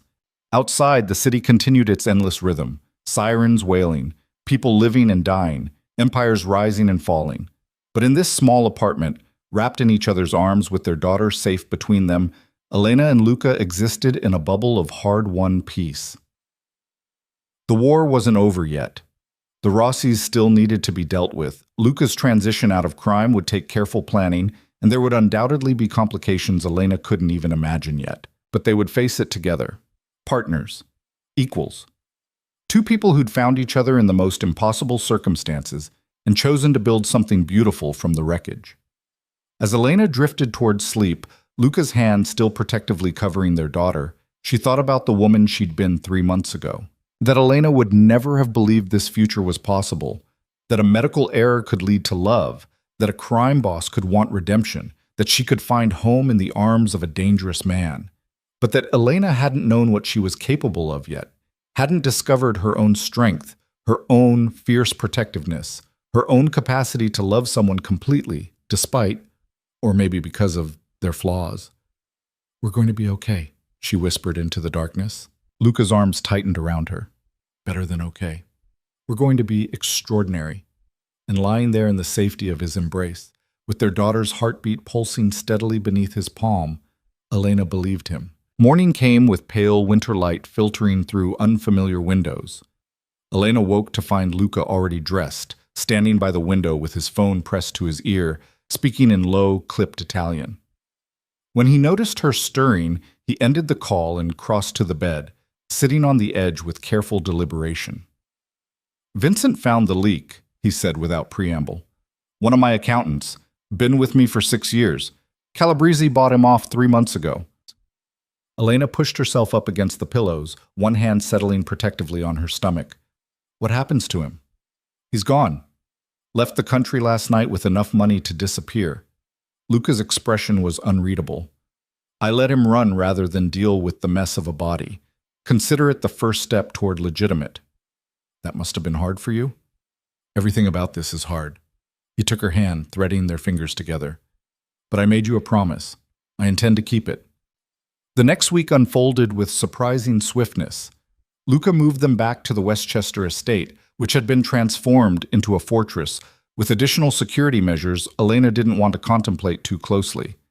But instead of the isolated tension of before, the house felt different now, more like a home and less like a prison. Luca began the delicate process of dismantling his criminal empire piece by strategic piece. Elena watched him work from the study doorway sometimes, marveling at the complexity of what he'd built and the precision with which he was taking it apart. He met with lieutenants and allies, negotiating transitions of power, ensuring his people would be protected even as he stepped away. The Rossis sent an envoy, Luca told her one evening over dinner. They'd started eating in the smaller dining room, sitting close enough to touch, abandoning the formal distance of those first weeks. They want to negotiate a truce. Without Calabrese backing them?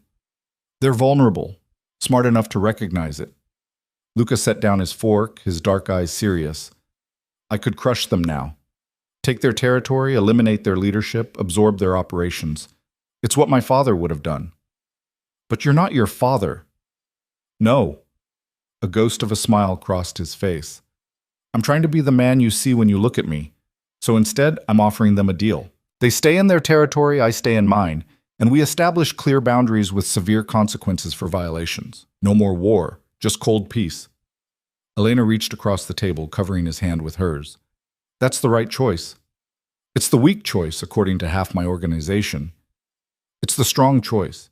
It takes more strength to choose peace than violence.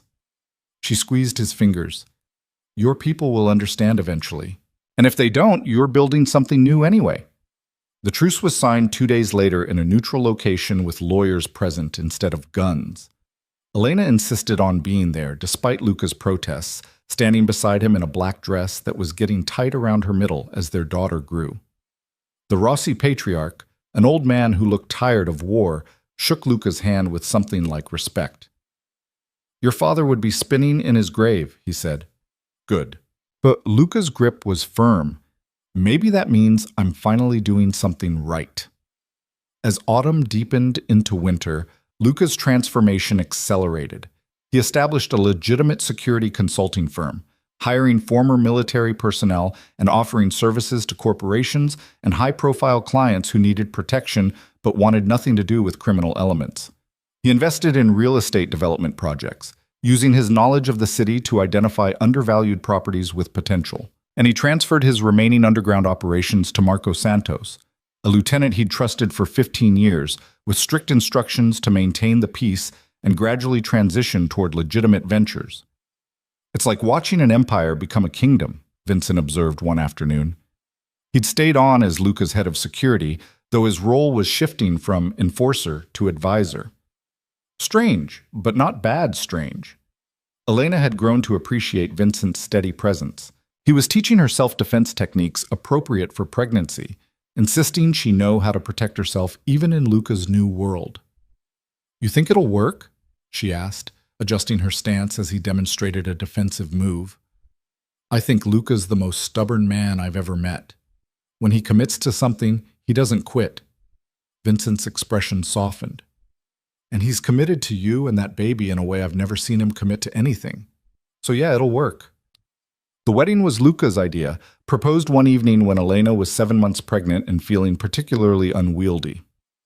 They were in the nursery, painted soft yellow now, furnished with everything a baby could need, and Elena was folding impossibly tiny clothes while Luca assembled a crib. Marry me, he said suddenly, setting down his screwdriver. Elena looked up, a onesie clutched in her hands. What? Marry me. Luca crossed to where she sat, dropping to one knee with surprising grace. Not because of the baby, or because we should, or for any practical reason. Marry me because I love you more than I thought I could love anything. Because you make me want to be better. Because I can't imagine my life without you in it. Tears blurred Elena's vision. You don't have a ring. I have this. He pulled a small velvet box from his pocket, opening it to reveal a stunning emerald surrounded by diamonds. It was my grandmother's, the only thing of hers I kept. She told me once to give it to someone who saw past the Moretti name to the boy underneath. You're the only person who's ever done that. Elena's hands trembled as she took the box, looking at the ring that caught the light and threw it back in green fire. It's beautiful. Is that a yes? It's absolutely a yes. She launched herself at him, nearly knocking them both over, kissing him through happy tears. Yes, yes, 1,000 times, yes. Luca caught her, steadying them both, laughing against her mouth. Careful, we have precious cargo here. We have precious everything. Elena pulled back just enough to look at him, this complicated, dangerous, wonderful man who'd somehow become her entire world. When? As soon as possible, before Isabella arrives and steals all our attention. His hand settled on her stomach, where their daughter was practicing what felt like kickboxing against Elena's ribs. I want to marry you while it's still just us. They planned the ceremony for 2 weeks later, a small intimate gathering in the estate's garden despite the December cold. Sarah flew in from California, crying when she saw Elena's ring and growing belly, demanding to know every detail of how an accountant ended up engaged to a security consultant, Elena interrupted smoothly, sticking to the cover story. He owns a private firm. Sarah raised an eyebrow but didn't push, though her expression suggested she suspected there was more to the story. Well, he's gorgeous and clearly worships you, so I approve, even if the whole thing is wildly romantic and completely insane. That's pretty much the perfect description, Elena admitted. Vincent gave her away, walking her down a path lined with white roses while a string quartet played something classical and beautiful. Elena wore a cream silk dress that accommodated her bump, her hair swept up with small flowers woven through it. She'd never felt more beautiful, or more nervous, or more certain that she was exactly where she belonged. Luca waited at the end of the path in a dark suit, his expression transforming when he saw her. Love and wonder and fierce protectiveness all mixed together, written plainly on his face for anyone to see. The ceremony was simple and perfect. They wrote their own vows, standing in the winter garden while their small gathering of trusted friends and associates looked on. "I promise to protect you and our daughter with everything I am," Luca said, his voice steady despite the emotion burning in his eyes. "Not just from physical danger, but from ever feeling alone or unworthy or anything less than cherished. You saved me, Elena, from a life of emptiness and violence and endless survival. You gave me a reason to live instead of just exist. I will spend every day of the rest of my life earning that gift." Elena had to pause to compose herself before she could speak, her voice thick with tears. "I promise to see you, not the empire you built or the reputation you carry, but the man underneath who reads poetry and would have been an architect if the world had been kinder. I promise to stand beside you as an equal partner, to challenge you when you need challenging and support you when you need strength. You gave me courage I didn't know I had. You made me feel powerful and protected and precious all at once. I will love you fiercely for all of our days." When the officiant pronounced them married, Luca kissed her with such tenderness that several people in attendance wiped away tears. Elena kissed him back, tasting salt and promise and the beginning of their forever. The reception was held in the estate's conservatory, a glass room filled with plants and warmth despite the cold outside. They danced their first dance to something slow and romantic, Luca's hand protective on Elena's lower back, accommodating her balance as she leaned into him. "Happy?" he murmured against her hair. "Impossibly happy." Elena looked up at him, this man who'd been a stranger 4 months ago and was now her husband. "How is this my life?" Fate has a twisted sense of humor. Or maybe fate knew exactly what it was doing. She pressed closer, feeling their daughter moving between them. Maybe this was always meant to happen. The medical error, us meeting, everything. "I don't believe in fate." Luca's arms tightened around her. "But I believe in us, in the choice we make every day to build this together." "Then I choose you, today and every day after." They celebrated until late evening, when Elena's exhaustion finally caught up with her. Luca carried her upstairs despite her protests, laying her carefully on their bed and removing her shoes with gentle hands. "I can't believe we're married," Elena said drowsily as he helped her out of her dress. "Believe it, Mrs. Moretti." Luca pressed a kiss to her forehead, then to her stomach. "You're stuck with me now. Best mistake I ever made. Second best." He settled beside her, pulling her into his arms. The first best was walking into that fertility clinic. Elena laughed, the sound soft and content. "Only you could make a catastrophic medical error sound romantic. I'm multi-talented." They fell asleep like that, wrapped around each other, while outside the first snow of winter began to fall, covering the estate in pristine white. The weeks that followed passed in a blur of final preparations. Luca finished transitioning the last of his operations, cutting the final threads that tied him to his criminal past. Elena went on maternity leave from Morrison and Blake. She'd been working remotely since the attacks, her boss surprisingly understanding about her need for security measures. "Though I expect you back after maternity leave," he'd said during their last video call. "You're too good at your job to lose." Elena had smiled and promised to consider it, though privately she suspected her future wouldn't include returning to her old accounting firm. She was thinking about something different now, maybe starting a nonprofit, using Luca's resources to help women in difficult situations. The idea was still forming, but it felt right. Isabella Rose Moretti arrived on a frigid December morning 3 weeks before Christmas. Elena's water broke at 4 a.m., and Luca went into controlled crisis mode, timing contractions and driving to the private hospital with the kind of focused intensity usually reserved for tactical operations. "Breathe," he kept saying as another contraction hit. "Just breathe, you're doing amazing." "Easy for you to say," Elena gasped, gripping his hand hard enough to bruise. "You're not pushing a human out of your body." Labor lasted 9 hours, long enough for Elena to question every life choice that had led to this moment, short enough that Dr. Martinez pronounced it textbook perfect. When Isabella finally emerged, squalling and red-faced and absolutely perfect, Elena burst into tears at the same time Luca did. "She's here," he breathed, his voice cracking. "Elena, she's really here."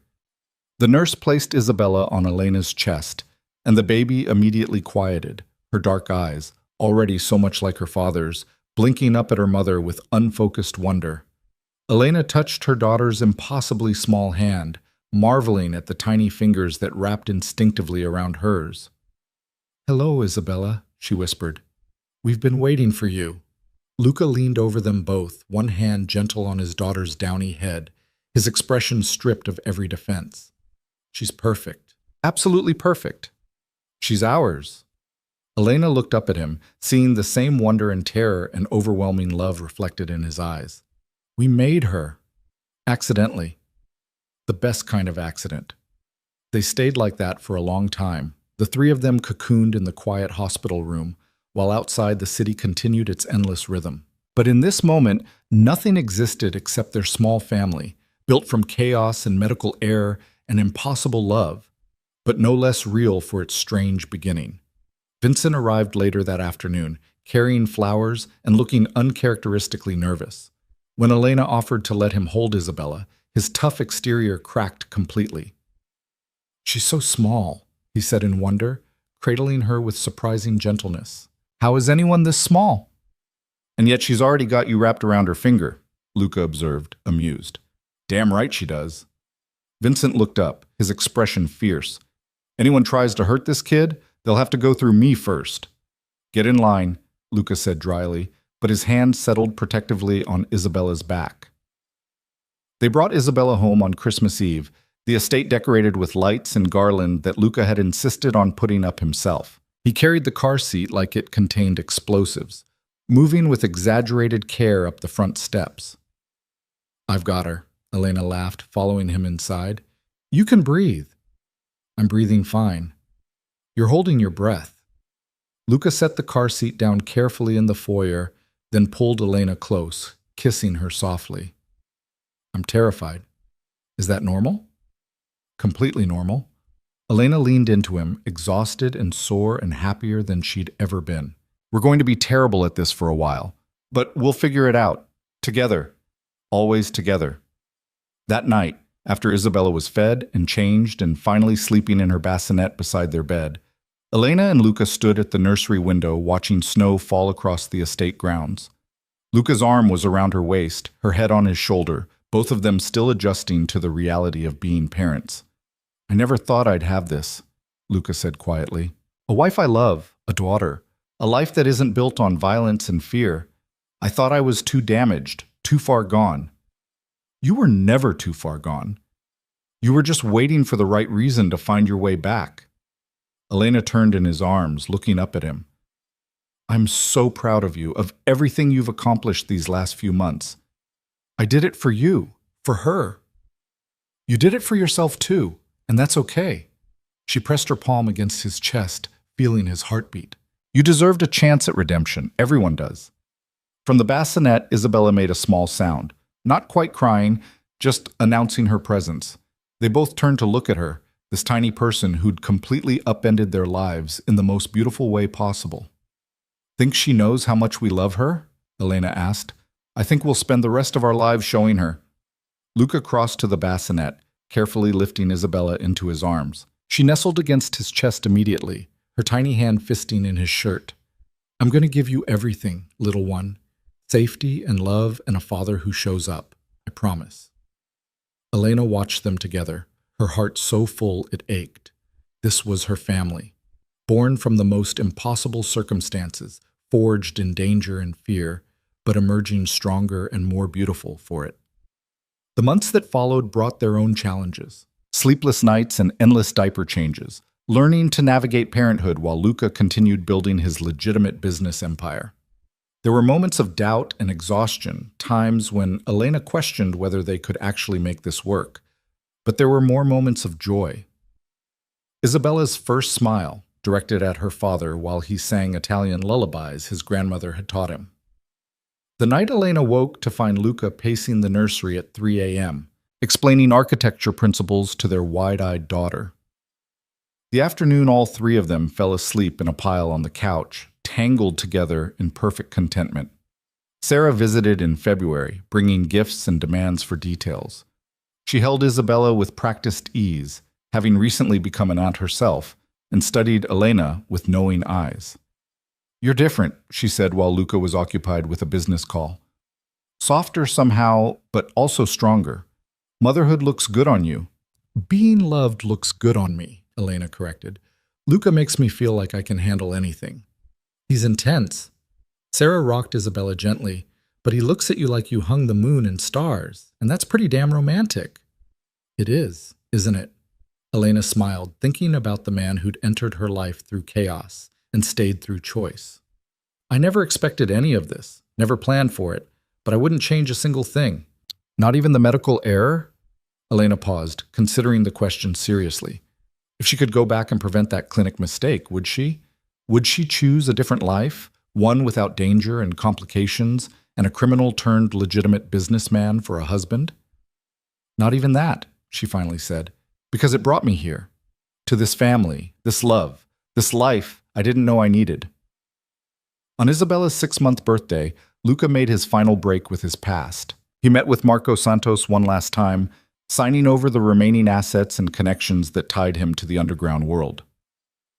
"You're really doing this," Marco said, shaking his head in disbelief. "Walking away clean. As clean as I can be." Luca's expression was calm. "The past doesn't disappear, but it doesn't have to define my future either. Your father is dead and buried. I'm building something different now, something better." Luca stood, extending his hand. "Take care of the business, Marco. Keep the peace.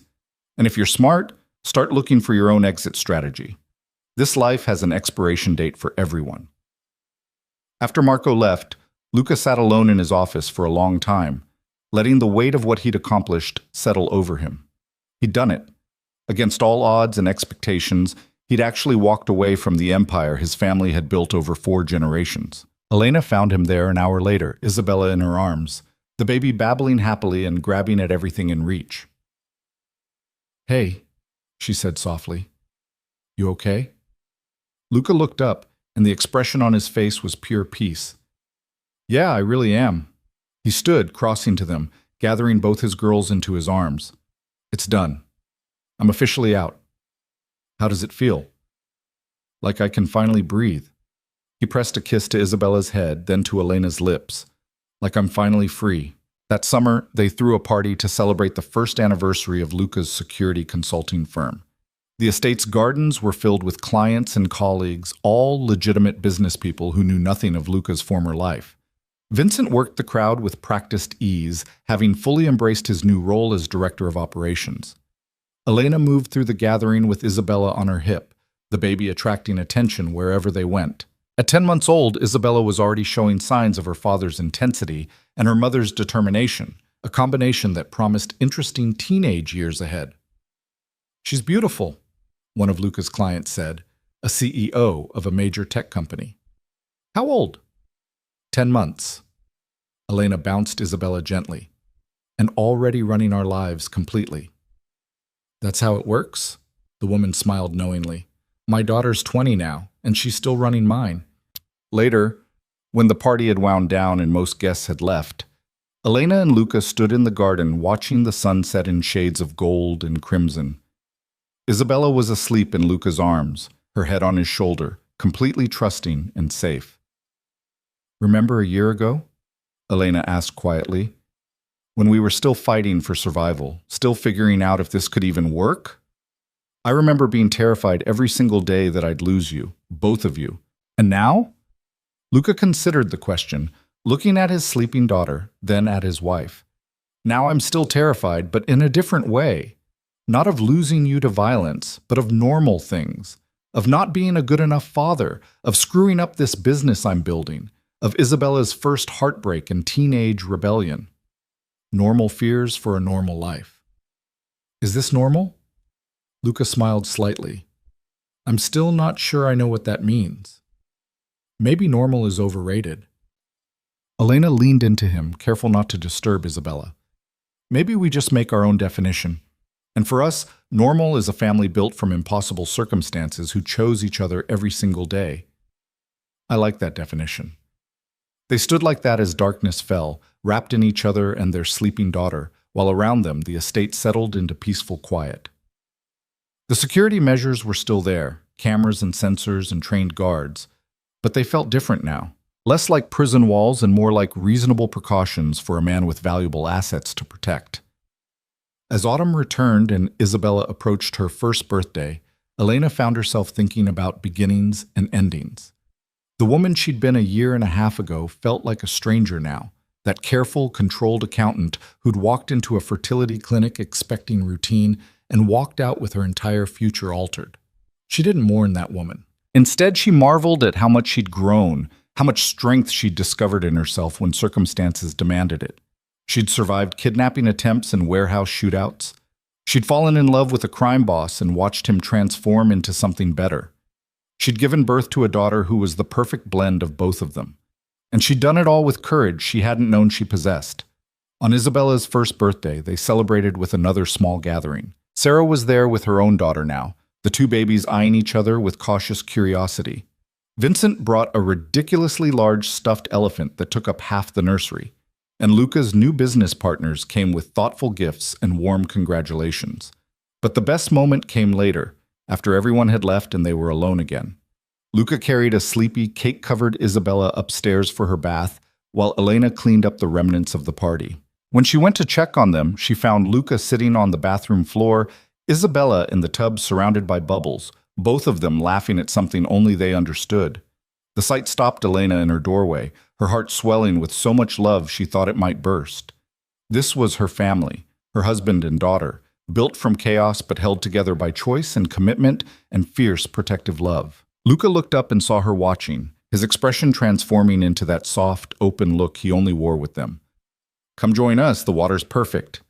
Elena crossed to them, sitting beside Luca on the floor, both of them getting splashed as Isabella discovered the joy of slapping water with her tiny palms. Happy birthday, sweet girl, Elena murmured, kissing Isabella's wet head. Can you believe it's been a year?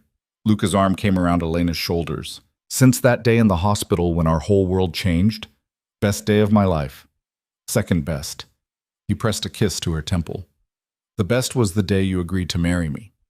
Third best, then, Elena smiled. The actual best was the day I walked into that fertility clinic and accidentally started this whole wild journey.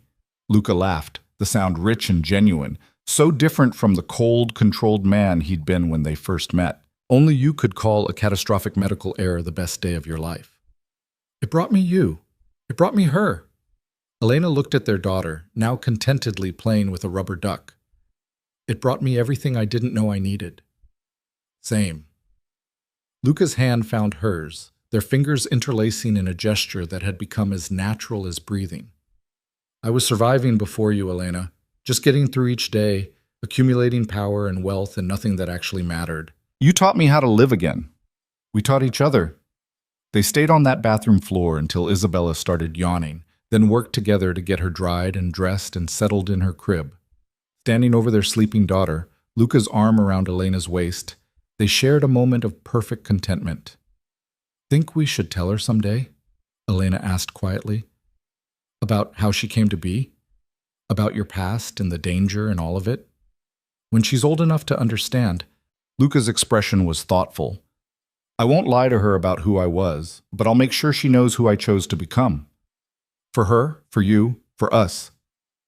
She's going to have questions about why we have so much security, about why certain people can't be part of our lives. And we'll answer them honestly. His hand tightened on Elena's waist. We'll teach her about making hard choices and living with consequences, about choosing redemption over resignation, about building something beautiful from broken pieces. Elena turned in his arms, looking up at the man who'd become her entire world. I love you, Luca Moretti, more than I ever thought possible to love another person. I love you too, Elena Moretti. He kissed her softly, a promise and a prayer. Thank you for seeing past the monster to the man underneath. Thank you for giving me a reason to become someone better. Thank you for our daughter and our life and this impossible, beautiful second chance. Thank you for being brave enough to take it. They kissed again, deeper this time, tasting salt and promise and the sweet certainty of a future they were building together. When they finally made it to their own bed, they made love with the quiet intensity of partners who'd fought for their right to this intimacy, who'd survived impossible odds to find each other. Afterward, lying tangled together in the darkness, Elena felt Luca's hand settle protectively on her stomach, a gesture that had become habit during her pregnancy and persisted even after Isabella's birth. What are you thinking about? She murmured. The future. His voice was soft in the darkness. What we're building. Where we'll be in 5 years, 10 years, 20. And what do you see? I see Isabella growing up strong and loved and safe. I see my business expanding, becoming something I'm actually proud of. I see us growing old together, fighting and loving and navigating whatever comes our way as partners. He paused. Maybe even another baby or two if you want. Elena's breath caught. More children? Only if you want them. But I won't lie. I love being a father. When Elena Carter walked into that fertility clinic for a routine checkup, she thought she was protecting her future. Instead, a catastrophic medical error made her pregnant with the child of Manhattan's most dangerous crime boss, without ever meeting him, without consent, without warning. Now Luca Moretti is at her door, not to apologize, but to claim what's his. And the rival syndicates circling her apartment, they see her unborn baby as the perfect weapon. One impossible mistake, 2 strangers bound by blood, and a war that will decide if their accidental family survives. If you're hooked, stay with me until the end. Hit that like button and drop a comment with your city so I can see how far this story travels.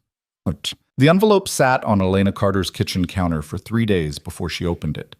It was cream-colored, expensive, the kind of stationery that screamed old money and private consultations. Her name was printed across the front in elegant script, hand-delivered by a courier who'd waited for her signature with unsettling patience. Elena had shoved it aside that first night, exhausted from another 14-hour day at Morrison and Blake, where she spent her life buried in spreadsheets and quarterly reports that never seemed to end. But the envelope didn't disappear. It sat there, pristine and patient, while she heated up leftovers and scrolled through her phone. It sat there while she showered and collapsed into bed. It sat there the next morning while she gulped coffee and rushed out the door. On the third night, she finally opened it. The letter inside was brief, professional, terrifying.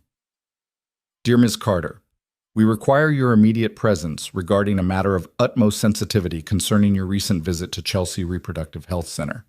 Please contact our office at your earliest convenience to schedule a confidential consultation. This matter is time-sensitive and of a highly personal nature.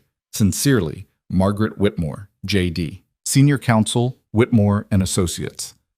Elena read it twice, her hands beginning to shake. Chelsea. Reproductive Health. She'd been there 6 weeks ago for her annual Well Woman exam. Everything had been normal. Routine pap smear, blood work, the usual uncomfortable small talk with Dr. Brennan about